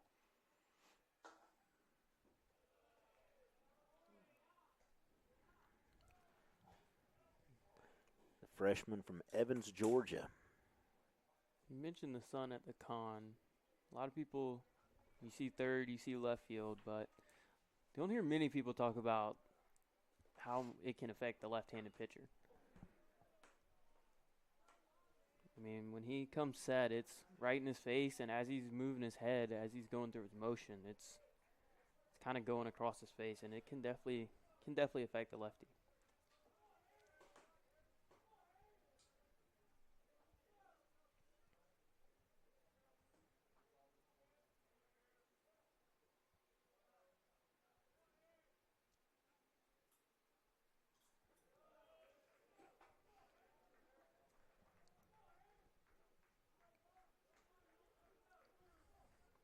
Full count here, so the payoff pitch. Brazel. Just one out, but we'll see if Augusta puts the runners in motion here. They do not, and that'll be another base on balls. They don't run very much, only have 34 stolen bases, and as we mentioned a few innings back, Southern Wesleyan has 105. And the bases loaded, excuse me, is going to force head coach Matt Robinson out to the mound. He'll be making a pitching change. When we come back, we'll set the stage for the new reliever.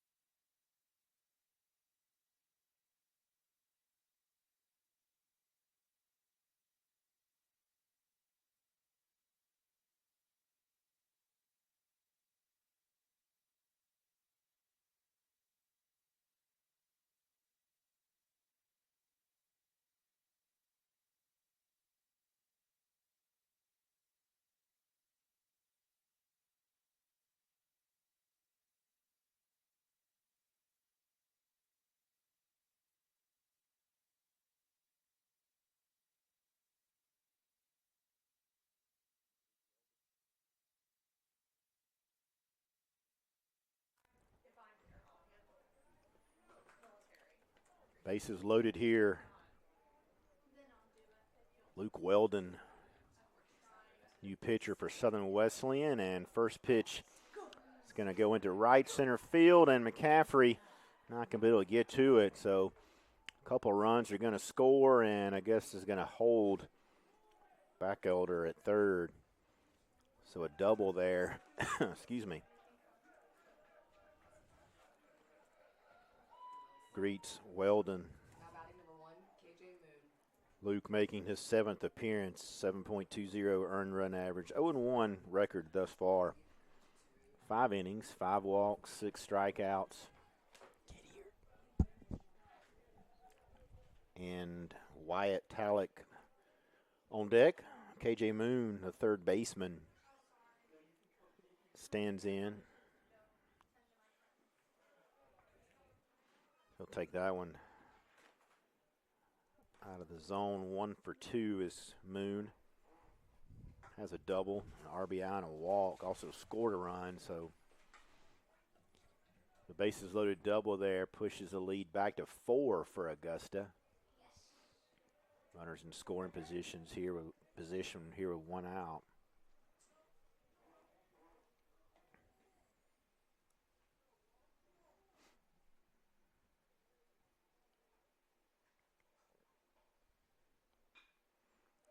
Ground balls. Tillman can't make it. So Augusta picks up their 10th run. Runners at the corners now.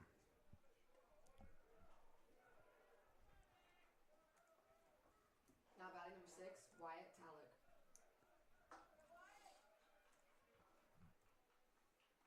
double barrel going down in the Warrior bullpen.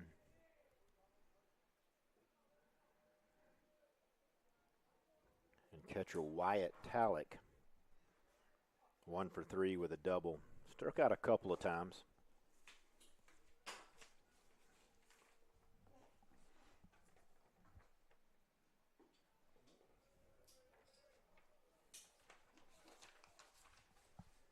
Tallick, limited starts this year, but making the most out of his appearances, batting .421. No home runs, 5 RBIs. And pick there.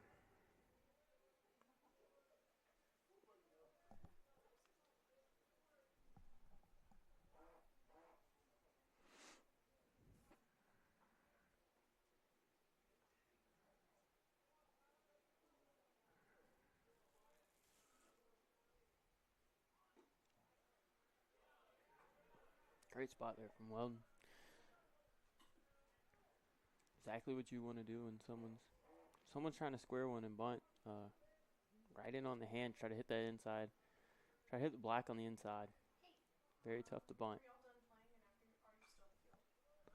Yeah, Tallick showed bunt there on the pick play, and Bowling picked up on that as well. Started to creep in at third, so 1-2 count now, so Tallick will be swinging away with Martin on deck.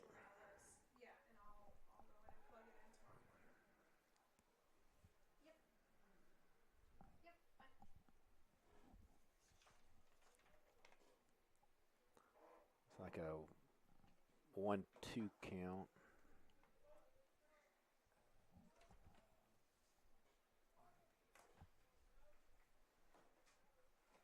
And big play. Kirshner comes across. Tillman makes the play, the tag, but going to allow the runner in the form of Jake Botchin to score.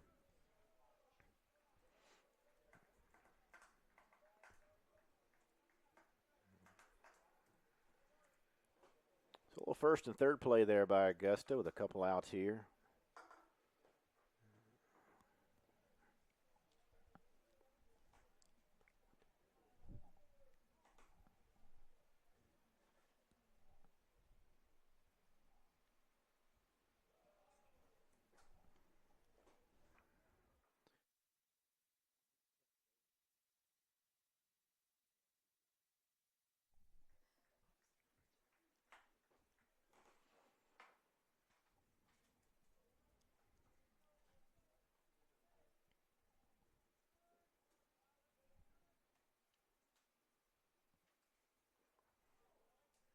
Misses down low. Full count here.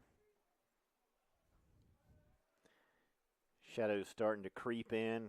Pretty much the whole right side of the field is covered in shadows, and the left portion of the field is in the sun here.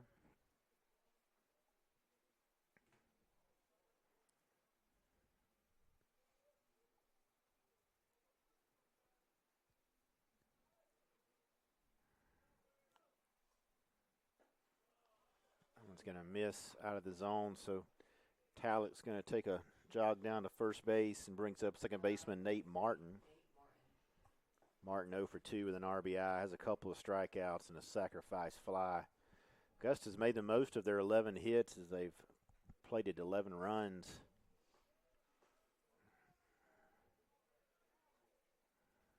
Southern Wesleyan's made the most out of their 6 as they've plated 5 runs.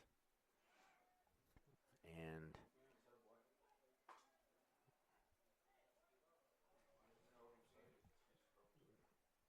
so Nate Martin appeared to interfere with Harrison Garrett's throw, but home plate umpire immediately signaled no interference. There is the misconception that you have to make contact. You don't have to actually make contact to provoke an interference, but nonetheless, Tallick's at second and a couple outs here.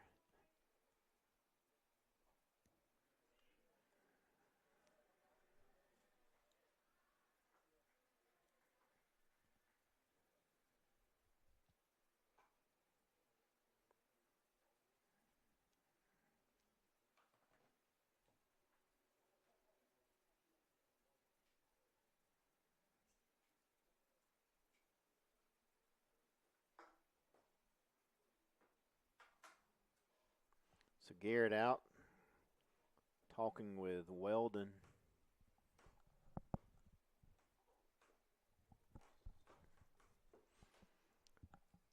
Decent crowd here for a non-conference midweek game.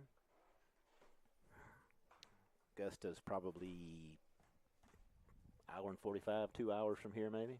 It was 2.5 on bus. Y'all must have went the long route, huh? Possibly.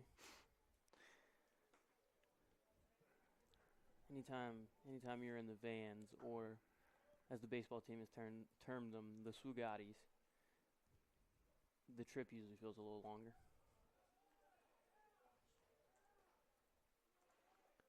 So base on balls, and this is going to bring out head coach Matt Robinson for another change in pitchers. So we'll take a break. When we come back,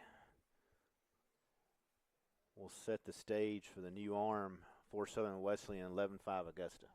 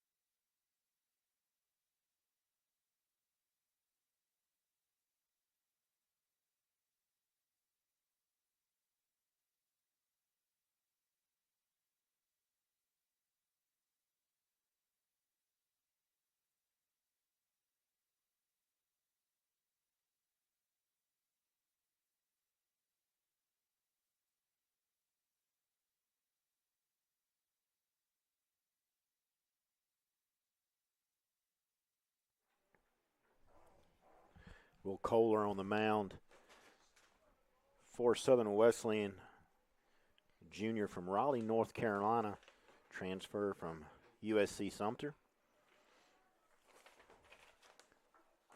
Facing center fielder Jacob Cowart. Kohler making his 8th appearance.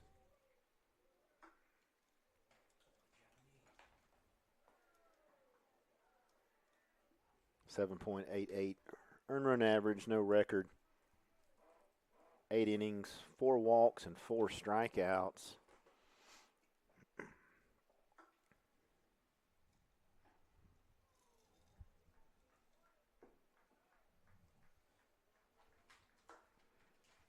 So 2-1 count on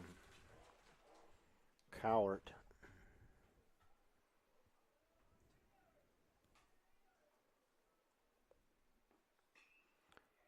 And a fly ball out to McCaffrey to end the top half of the 6th. So we'll head to the bottom of the 6th. Warriors got their work cut out for them again here. They trail 11-5.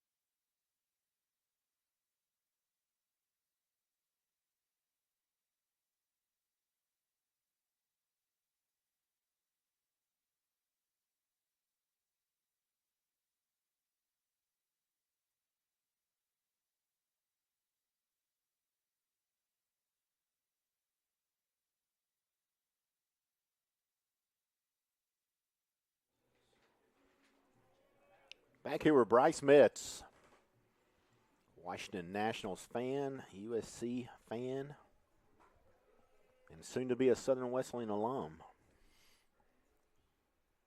And Kate Bowling, a freshman. Shout out to the Nationals, 3-1 this year.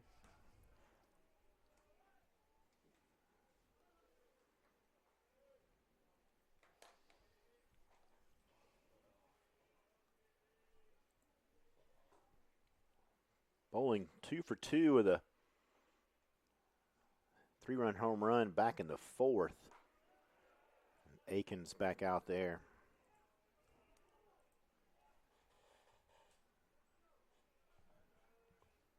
Going into soon to be 2 complete innings of work out of the bullpen.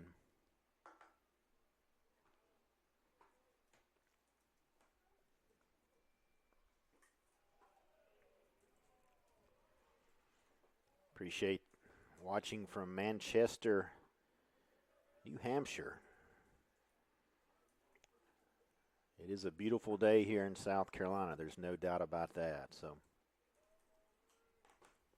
got some family of Jake Vacken, and we hope we've been pronouncing that name correctly. Jake from Manchester via Maine. You ever been to New Hampshire, Bryce? I have not. There's a lot of states I have not been to. I just recently last year went the farthest north I've ever been, which was North Carolina? No, right outside of Cleveland, Ohio. Okay. I had the privilege a while back to travel Batting number 0, Luke Taylor. up and around New Hampshire, but also through New Hampshire. Would have been, I guess, the first week of October. Wow, what an amazing state. That's very beautiful up there that time of year.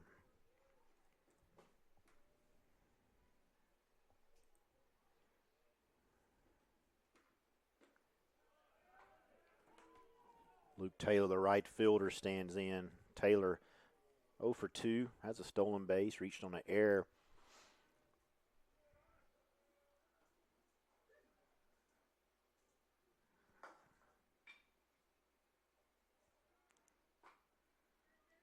Ground out to throw across the diamond for a quick 2 outs. Our volleyball coach at the time was a huge baseball fan and was from the Boston area. So over fall break, they made a trip up north and needed someone to drive the vans once they got there. He intrigued me to go by saying we would tour Fenway Park. So that was a pretty cool adventure. I'd drive one of those vans if it meant I got the tour of Fenway Park. Got to go in pretty much everywhere, including the Green Monster. We've got our mini monsters, some would say, 40 minutes down the road at Floor Field at the Drive, but That is true. I don't think it's quite the same as the one up in Boston. I've actually had the privilege to watch a game from atop that mini Green Monster in Greenville. And I had the privilege of catching a BP home run on top of that monster in nice. Greenville. Did you keep it or throw it back? BP. I was up there to get him back down and throw it back. Gotcha. Kept the memory though. College baseball budget, you got to get them back. Harrison Garrett. So a quick bottom half of the 6th inning for the Warriors. We'll take off to the 7th when we come back, 11-5 Augusta.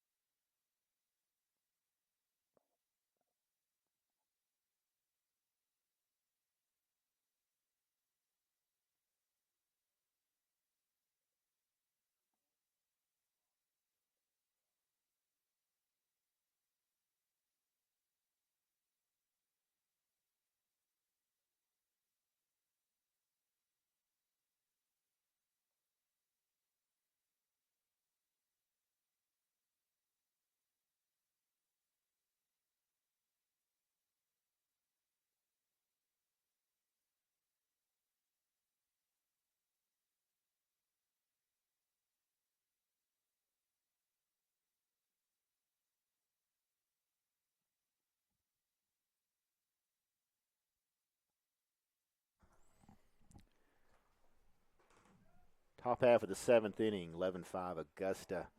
Nolan Turner, shortstop, stands in.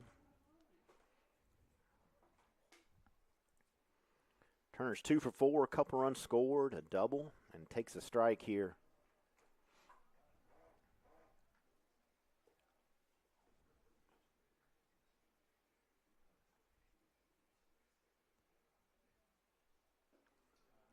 Swing and a miss, so Kohler back out there.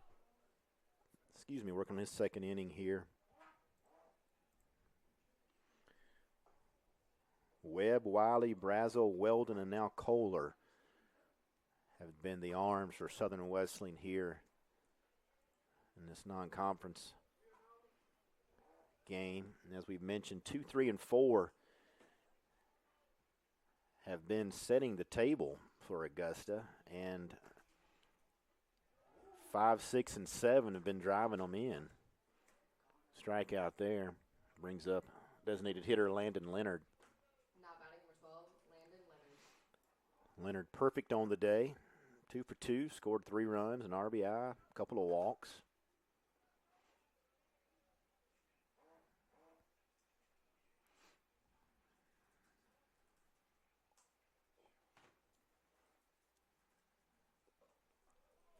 Misses up top.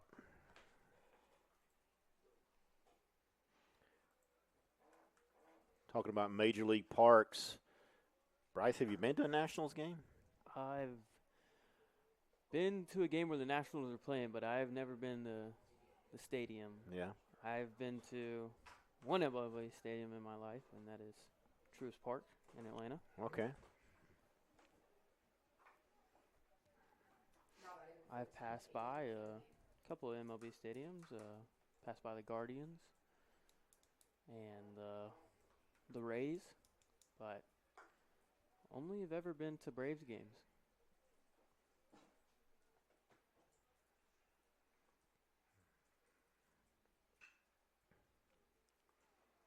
Backhand attempt by Dyer, and he does get the batter, Aiden Kennedy. Leonard reaches 2nd, so a couple outs here. And first baseman Harris Balkelder. 1 for 2 on the day, a couple of RBIs, reached on a walk and a sacrifice. I'm privileged to say I've visited the Mecca, a.k.a. Chavez Ravine, a.k.a. Dodger Stadium. So by default, that's going to be the best part. But did you have fun getting out of there after the game ended? it wasn't too bad. Really? They were playing the Diamondbacks. I believe it was Manny Ramirez's 2nd or 3rd game as a Dodger.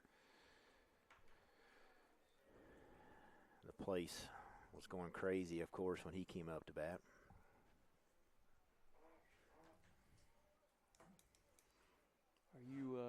Are you trading going to a Dodger playoff game with the hour to 2 hour wait it could take getting out of the stadium from the traffic?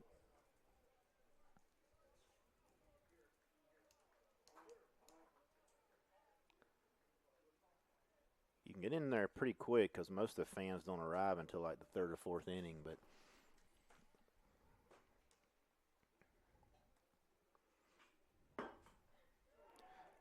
a just foul down the left field line. There's a famous scene of back in the '88 World Series when Kirk Gibson hits a dramatic walk-off home run. A lot of the fans were leaving the stadium, and they were listening to on the radio. And all of a sudden you saw a bunch of brake lights. Of course, wishing they were there to witness history, but Yeah, it's always a tough one at baseball games. No time limit. It's never truly over, so it's always, do you take the risk and try to beat the traffic, or do you stay there for the experience? I have to say, as a traditionalist, I do not want to miss first pitch, and I do not want to miss the last out. And I enjoy batting practice.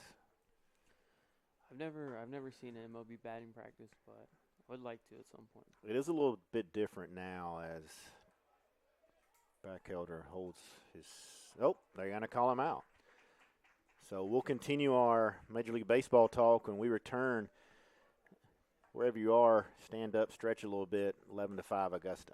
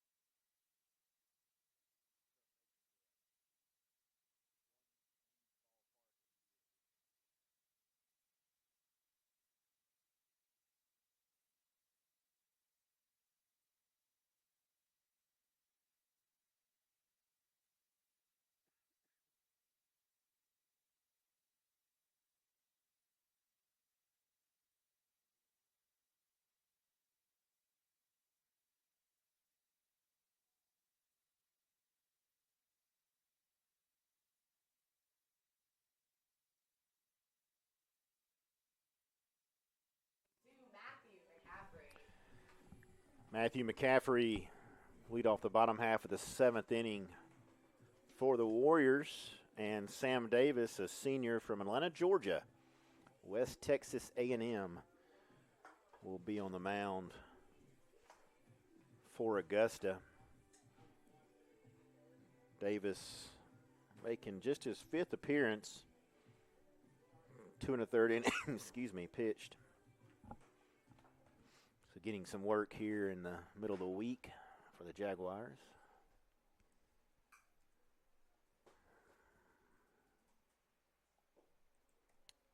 McCaffrey 0 for 2, a couple of ground outs. 11 runs, 11 hits, 2 errors for Augusta, 5 runs, 6 hits, 1 error for the Warriors.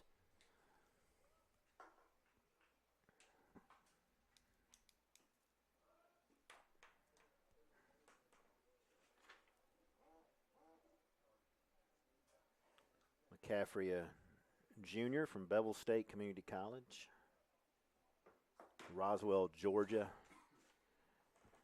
That's where he calls hometown. That one's in there for a strike. Moves to 2-1.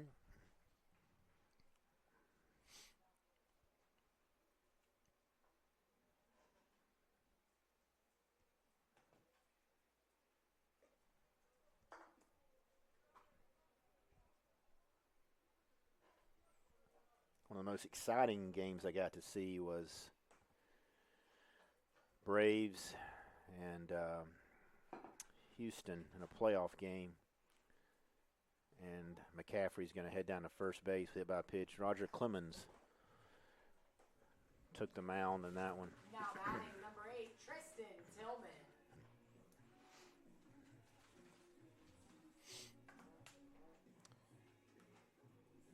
Yeah, there's definitely some old guys I wish I could have seen throw. I think for me up there, number 1 would have to be Nolan Ryan. I often wonder with the technology today exactly how hard Nolan Ryan threw. He was one of the first ones that topped the century mark, but of course the technology they were using with radar guns back then, you just don't know.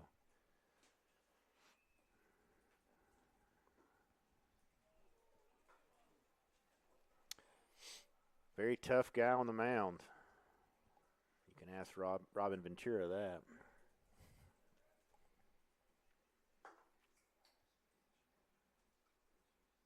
Tillman 0 for 2. A couple of ground outs.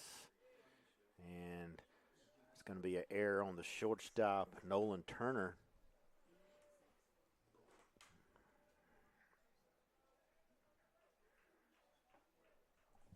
So McCaffrey and Tillman on. Number 48, Nolan Evett. Here's Nolan Evett, and this is exactly what you need from a Warrior standpoint.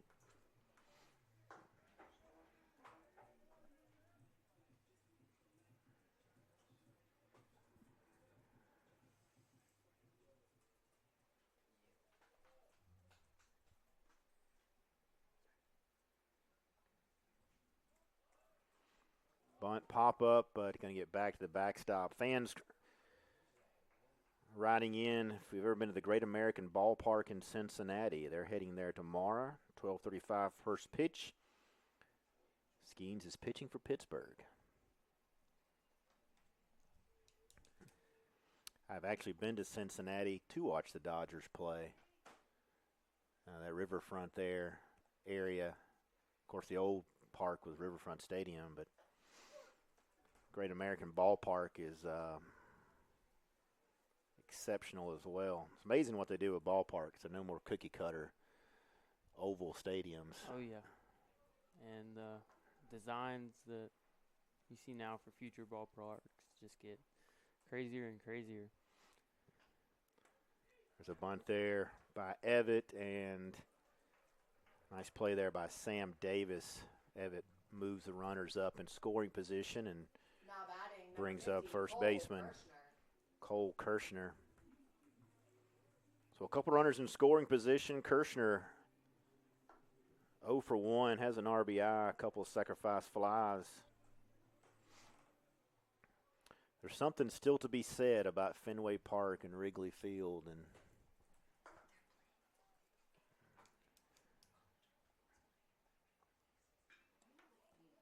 fly ball should be deep enough for yet another sacrifice fly off the bat of Cole Kirshner. Although, I'll check that. He has just an 1-2 RBI, so we'll check that. Now batting, number 18, Ethan Schimmel.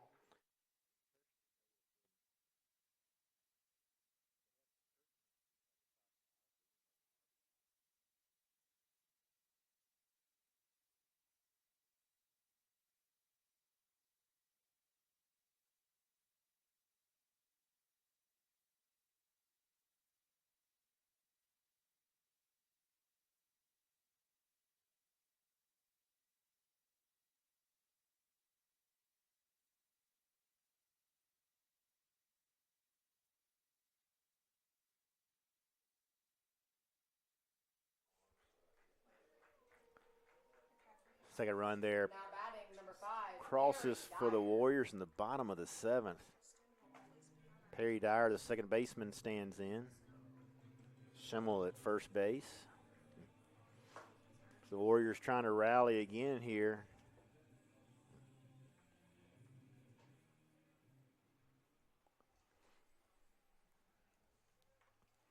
Outfield straightaway. We're in that twilight phase here, so any fly ball is going to be a little more difficult to pick up for the next 10, 15 minutes.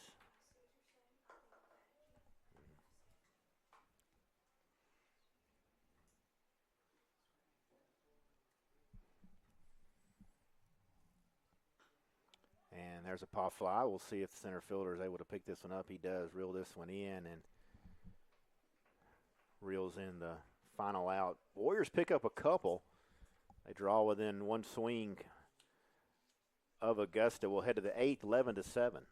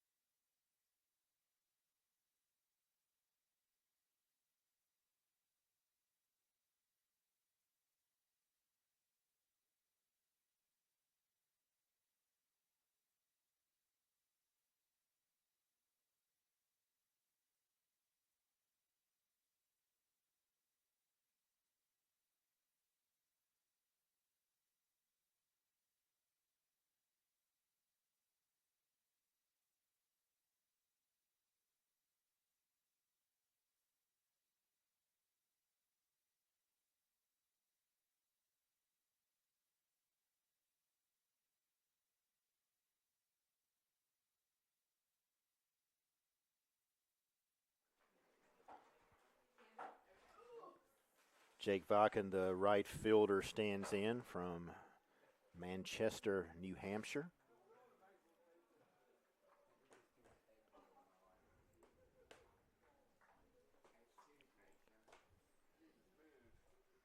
Vachen 1 for 2. Big day driving in runs with 3. A double and a walk and a sacrifice fly. As I mentioned, 2, 3, and 4 have been setting the table, and 5, 6, and 7 have been driving them in. 5, 6, and 7 have 7 of the 11 runs. And Vachen has 3. And big hop there by Kirshner, retrieves it. Kohler comes off the bag, fire into the shortstop.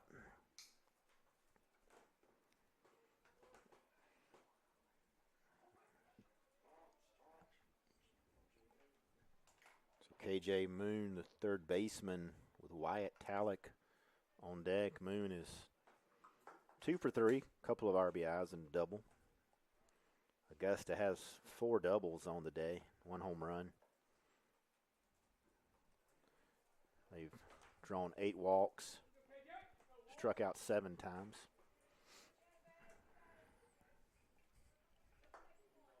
Moon came in hitting .239, but leading the team in home runs with 9 and second on the team in RBIs with 30. And actually is tied now for the team lead. Him and Nolan Turner has 32.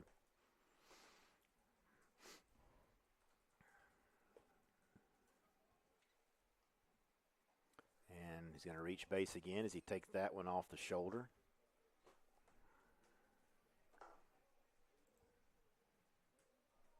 Now batting number 6, Wyatt Tallick. Catcher Wyatt Tallick stands in.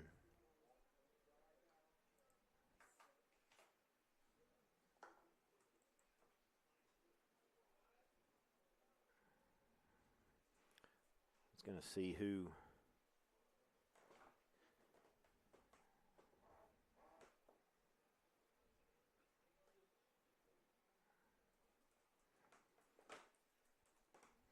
catcher Wyatt Tallick. Bryce, you are from Lexington, correct? Yes. It seems like you have a couple people listening from Lexington. I believe you know them fairly well. You want to give a shout out? Made my whole life, yes. Shout out, shout out Brandy, shout out Lauren.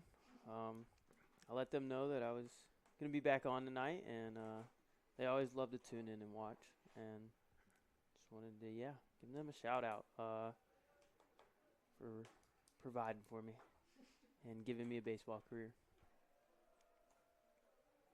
Strike there on Tallick. He wasn't very appreciative.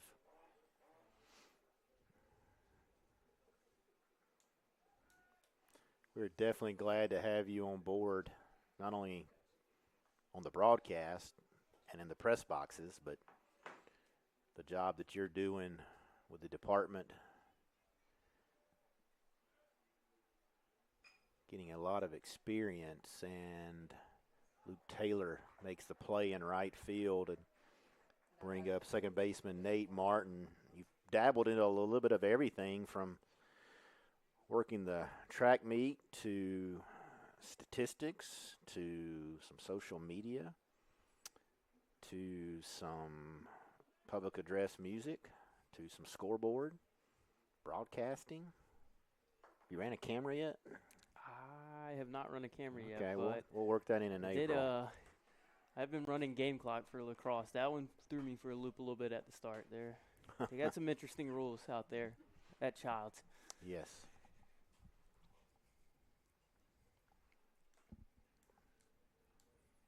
I've been watching football my whole life, so when I first got out there and I learned that whistle does not stop the clock, that one kind of threw me off. There's a ground ball. Tillman up and over will flip the short route to Dyer, and that will end the top half of the 8th inning. We're going to head to the bottom of the 8th, 11-7 Augusta. We'll see if the Warriors can string together some hits and plate some runs here.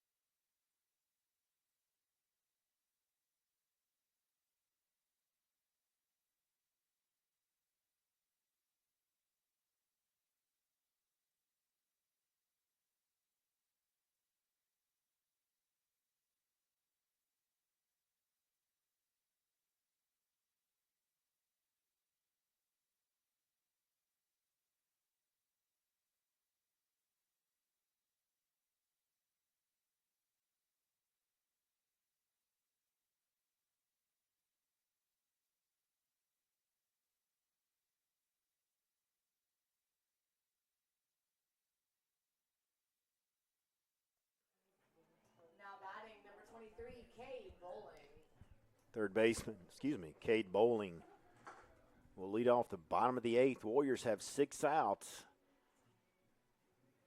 Played 4 runs here. And looks like we have a battery issue for the pitch clock. So all that time it saved, Bryce, we're wasting away here, changing batteries. That's you and everyone wanting to change the game of baseball. There you go. Well, I feel that is technology in every aspect of life. If it works, it's great. If it doesn't work, it is a pain.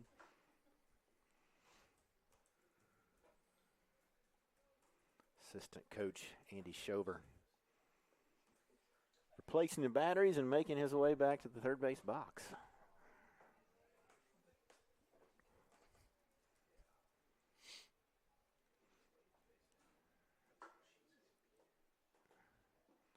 Swinging a miss, Andy, one of the athletic staff members that joins us for lunch in the dining hall.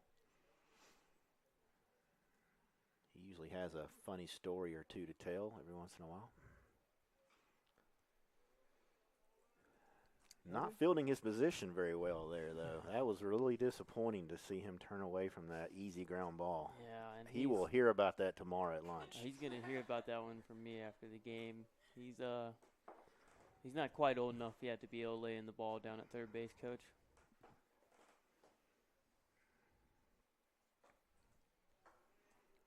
I graded him earlier in the season on his jog from the first base dugout to the third base box on our road game, and thought he did a pretty good job. I just wanted him to wear his helmet instead of carrying it, and since then he has done that. So we'll give him a few pointers about fielding his position as Cade Bowling leads off the bottom of the 8th.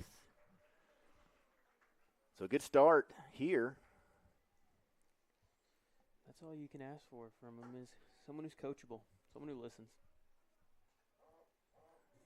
And right fielder Luke Taylor. So Bowling now 2 for 3. That's 3 RBIs off the big fly. Back in the bottom of the 4th, Taylor searching for his first hit. He has reached on an air stolen base. He'll take that one off the plate.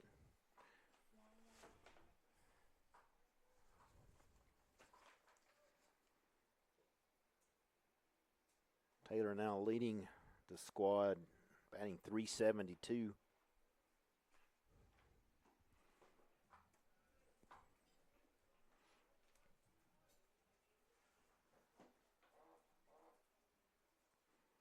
We mentioned earlier in our broadcast, kind of not an odd week, but different scheduling-wise. Team be out here practicing tomorrow, and then Thursday afternoon they'll make the long trip to Shawan as Taylor sends this one to center field. Bowling will retreat back to first. They'll play the doubleheader on Friday, the single on Saturday, to give them an opportunity to get back to campus a little earlier on Saturday and perhaps let some of the guys make their way home for Easter. And Harrison Garrett stands in. Bowling still at first. Garrett 1 for 3. He also has a ground out and a fly out.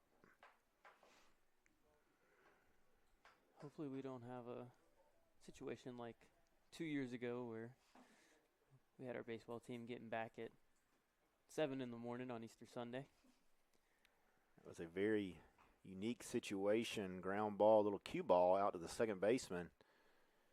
And Martin smothers it and retires Garrett. Now batting number 22, Matthew McCaffrey. So Bowling in scoring position. Matthew McCaffrey steps in with a couple of outs. That was one of those trips where, much like technology, transportation became an issue, which happens at times on the road. Now batting number 71, Samuel Simons.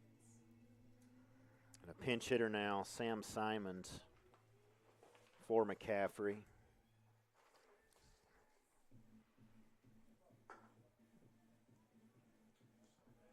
Simon's batting .265 on the season. Is going to be his 23rd game he's appeared in. 49 at bats, couple home runs, 13 RBIs. So head coach Matt Robinson trying to get some instant offensive production here.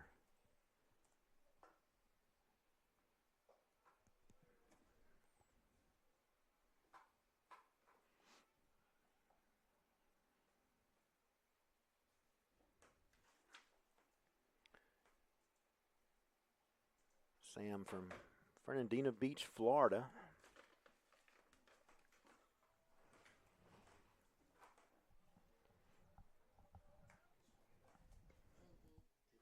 Please don't. I don't know. Swing. I mean, it would be hysterical. Bryce knows the story.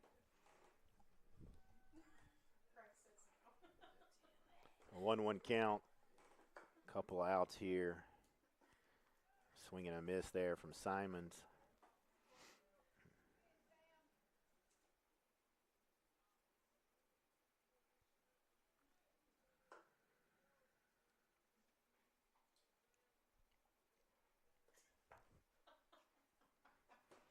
Full moon arising here in left field at the Con. And he's going to take that one for a called third strike. So we're going to head to the ninth. Warriors will need to hold Augusta where they're at, keep it within one swing, and score some runs in the bottom half. We'll be back.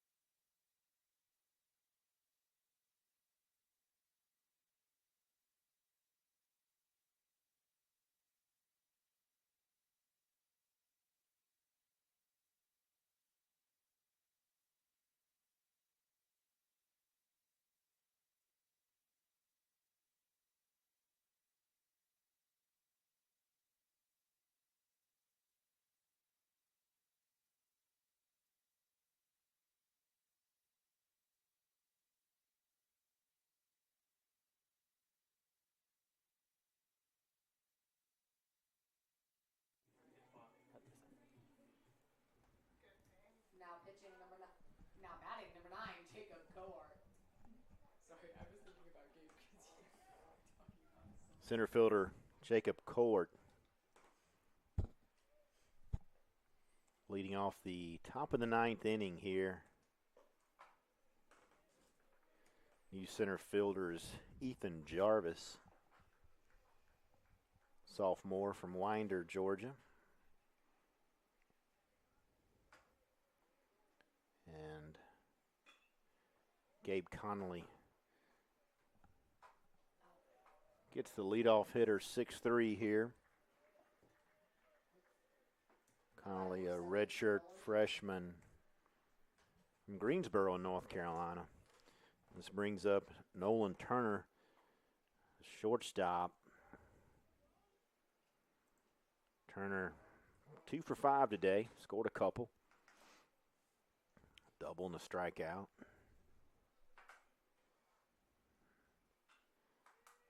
Fly ball. Jarvis coming in quickly and can't make the play. That one stayed up there for a while, but kind of fell in that triangle. Now batting number 12, Landon Leonard. Designated hitter Landon Leonard now steps in. He's 2 for 2, scored 3 runs. A home run was a solo shot back in the first. Couple of walks.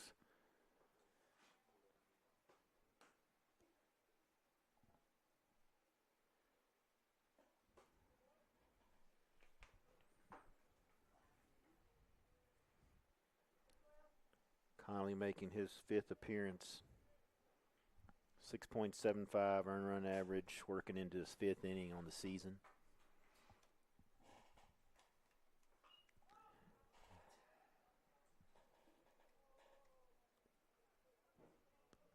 That one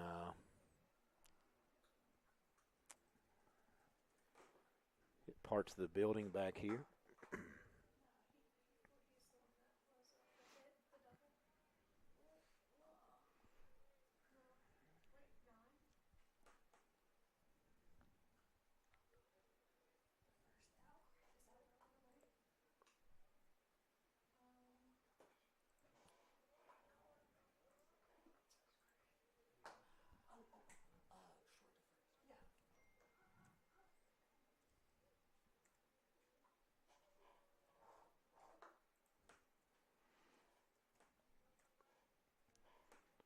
Aiden Kennedy, the left fielder, waits to hit next.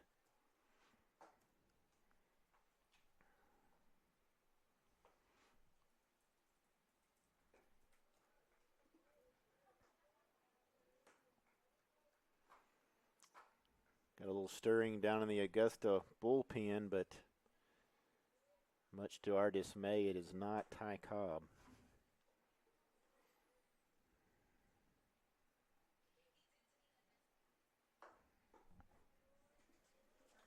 That might be one of the best college baseball players' name yet. Ty Cobb Museum is over in Royston, Georgia, right outside, about 15 minutes from Emmanuel University. Also a Conference Carolinas member. And if I'm not mistaken, there's a Ty Cobb Hospital in that area too. Number 14, Aiden Kennedy. Aiden Kennedy, the left fielder, stands in. He's 2 for 4, a couple of runs scored, an RBI, a walk, a strikeout, a ground out. First and second here. So the lefty matchup with Connolly versus Kennedy and Bachelder.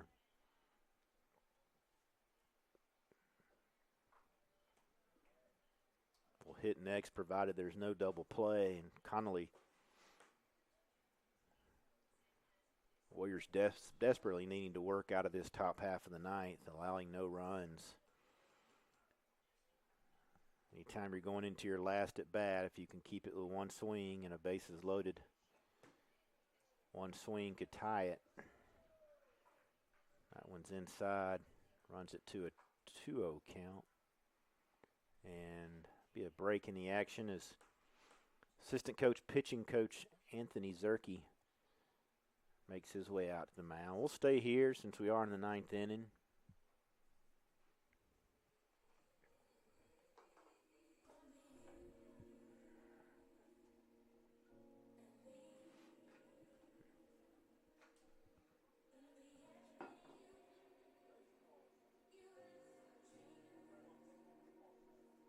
Bryce, if you're the pitching coach here, what are you letting Gabe know?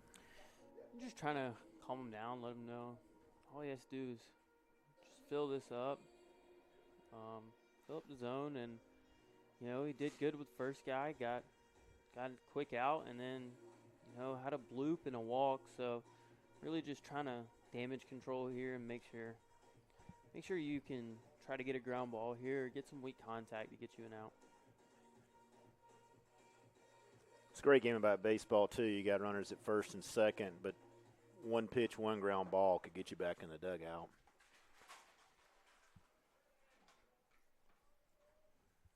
So we'll see how the words of advice, excuse me, and our encouragement from Anthony Zerke. And it's a strike there. We always call them QMVs. Trying to see if Coach Zerke's got the quality mound visit in him.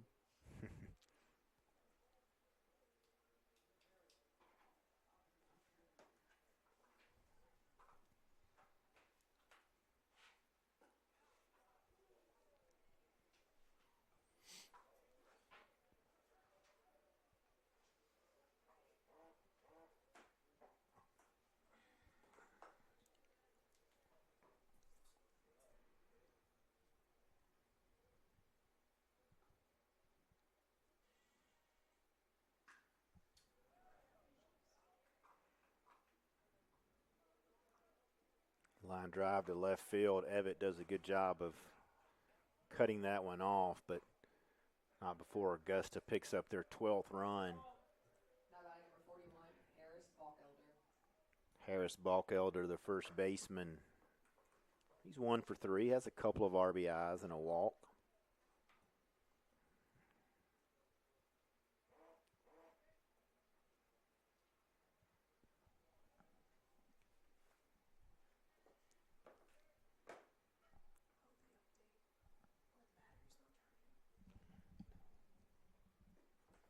Speed misses out and away.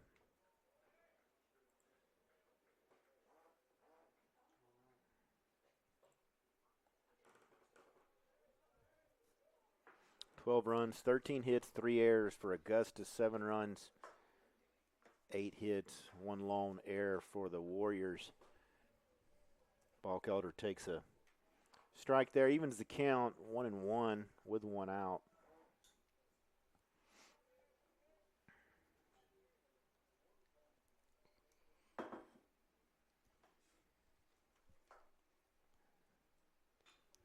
Ground ball to Tillman. We'll see if it'll be tough.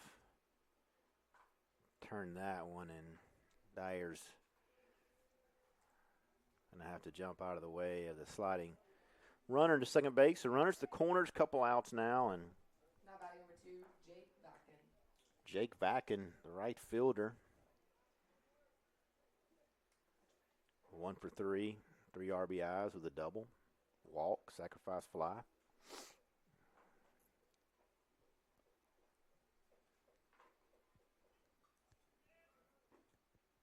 And snapback throw to third.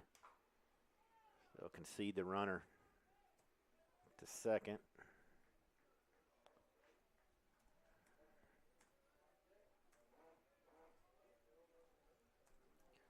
Some good and bad news. Good news, I've spotted Ty Cobb in the dugout.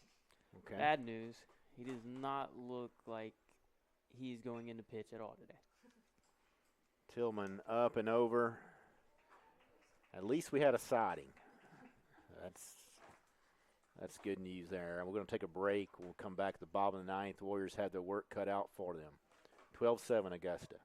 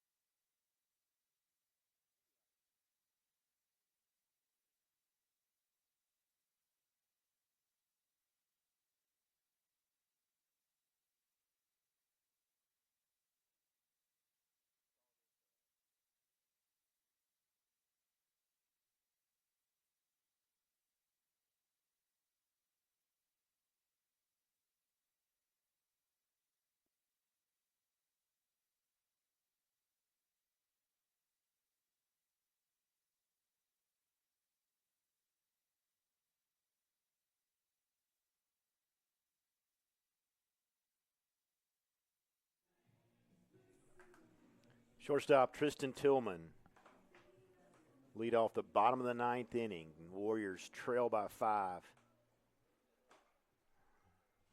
Obviously, base runners is what is needed here for head coach Matt Robinson's squad. You can expect to see Tillman, Evett, Kirshner.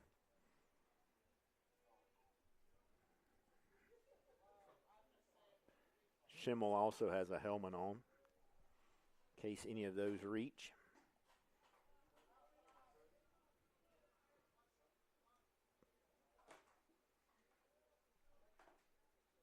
Count moves to 0-2 quickly on Tillman.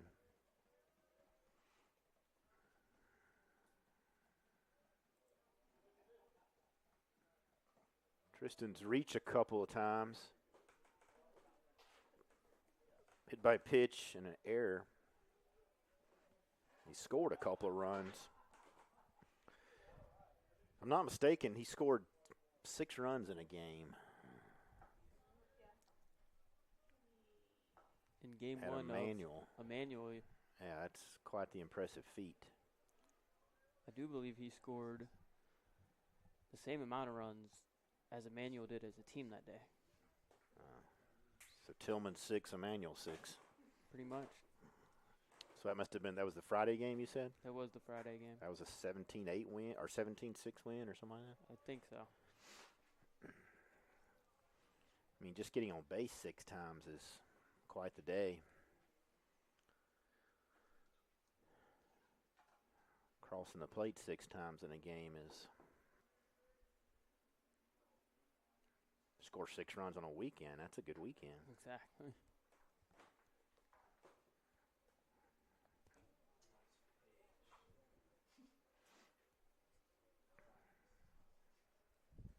I would gander what the NCAA Division II record would be.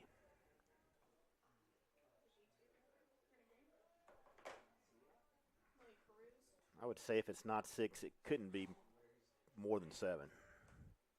Oh, and he takes that one off the wrist, so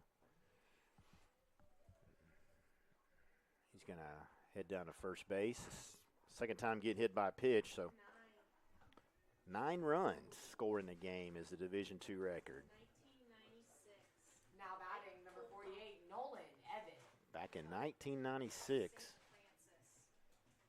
That's a running inning. That's impressive. Nolan Evans going to step in once Tillman shakes this one off, and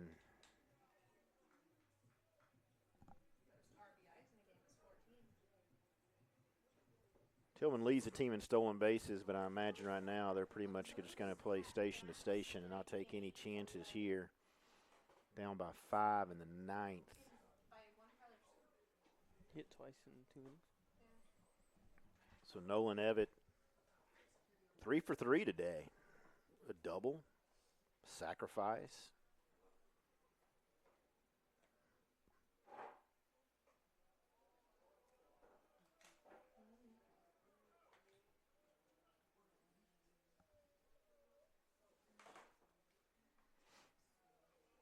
So 1-0 count. So exactly the way the Warriors scripted this bottom of the 9th is leadoff hitter get on and excuse me, got the top of the lineup.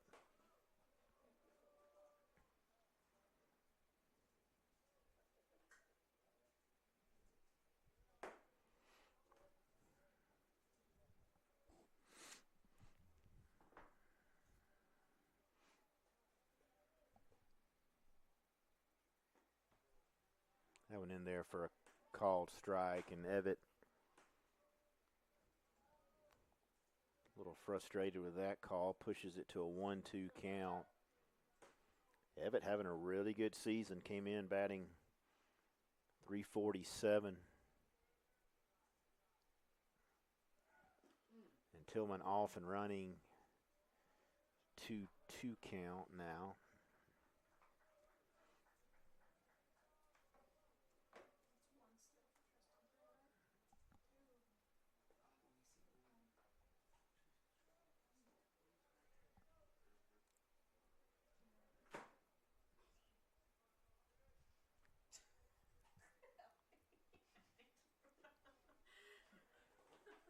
Gets away, but not far enough for Tillman to advance from Talek.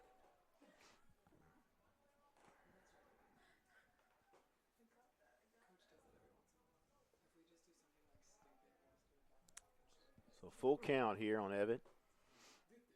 Local product. Played at Spartanburg Methodist prior to transferring here to Southern Wesleyan, and he's going to take ball 4. So 1 and 2 make it on here. Now batting number 50, Cole Kirshner. Cole Kirshner steps in. Cole's 0 for 2, but has a couple of RBIs, sacrifice flies. We do have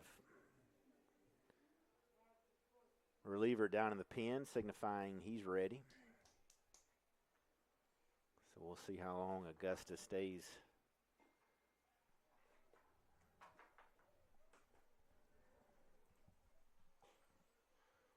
with Davis here. Lacrosse has returned, right? I imagine that's lacrosse. I guess it could be softball. Called strike there. Kirshner not liking that pitch.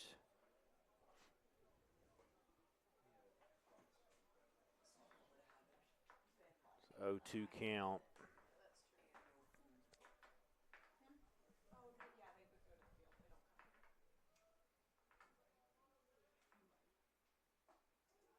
And a called third strike there on Kirshner.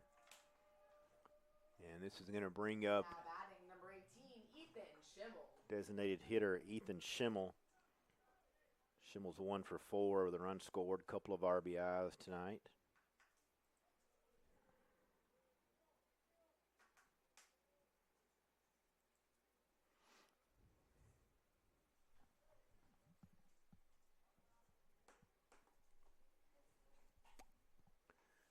Perry Dyer waits to hit next. Tillman at second, Evitt at first. Schimmel down 0-1 here. Pivotal at bat in the 9th inning.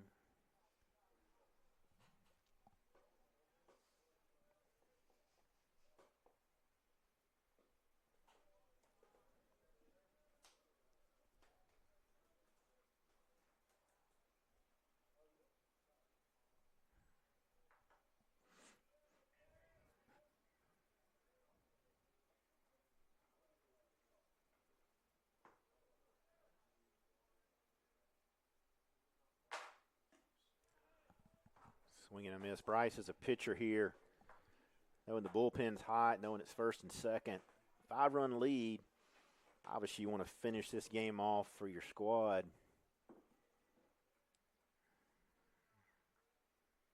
Imagine any pressure is just pressure that you put on yourself at this point. Pretty much. Just anytime you gotta lead above 4, it's just constantly telling yourself they can't tie it or win it in one swing. So just that, stay calm and stay confident out there, and good things that happen.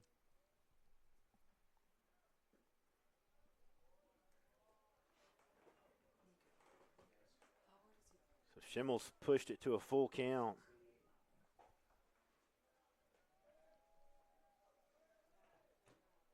So big payoff pitch here from Davis. First and second.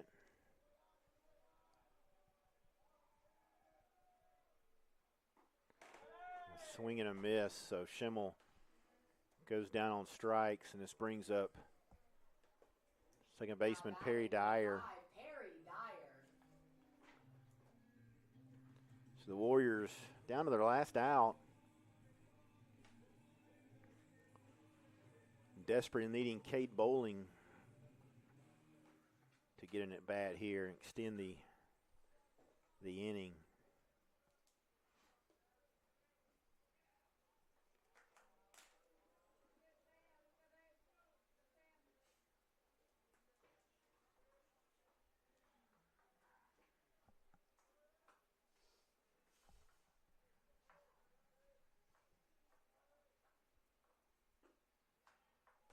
Called strike there.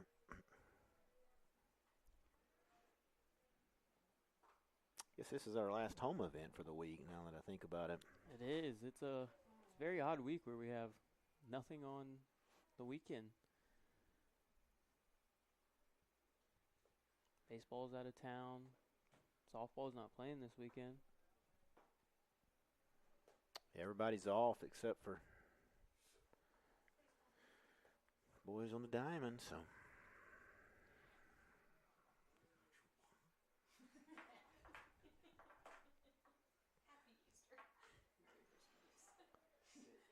Fly ball into right field, and catch is going to be made. So Augusta comes in and picks up the non-conference midweek game. They defeat the Warriors 12-7. 12 runs off 13 hits, 3 errors. Warriors counter 7 runs, 8 hits, 1 error. As we mentioned, Southern Wesleyan will be playing a doubleheader against Shawan on Friday, and then finish the series with a single on Saturday. Make sure you check out SWUathletics.com. You can find the schedule there for the live stats and the video there. We appreciate all of you that joined us on the broadcast. Bryce, it's been a pleasure as always. It was a pleasure today. And we got a few more, I think, midweek games, so maybe we can make this work, make it 3 games.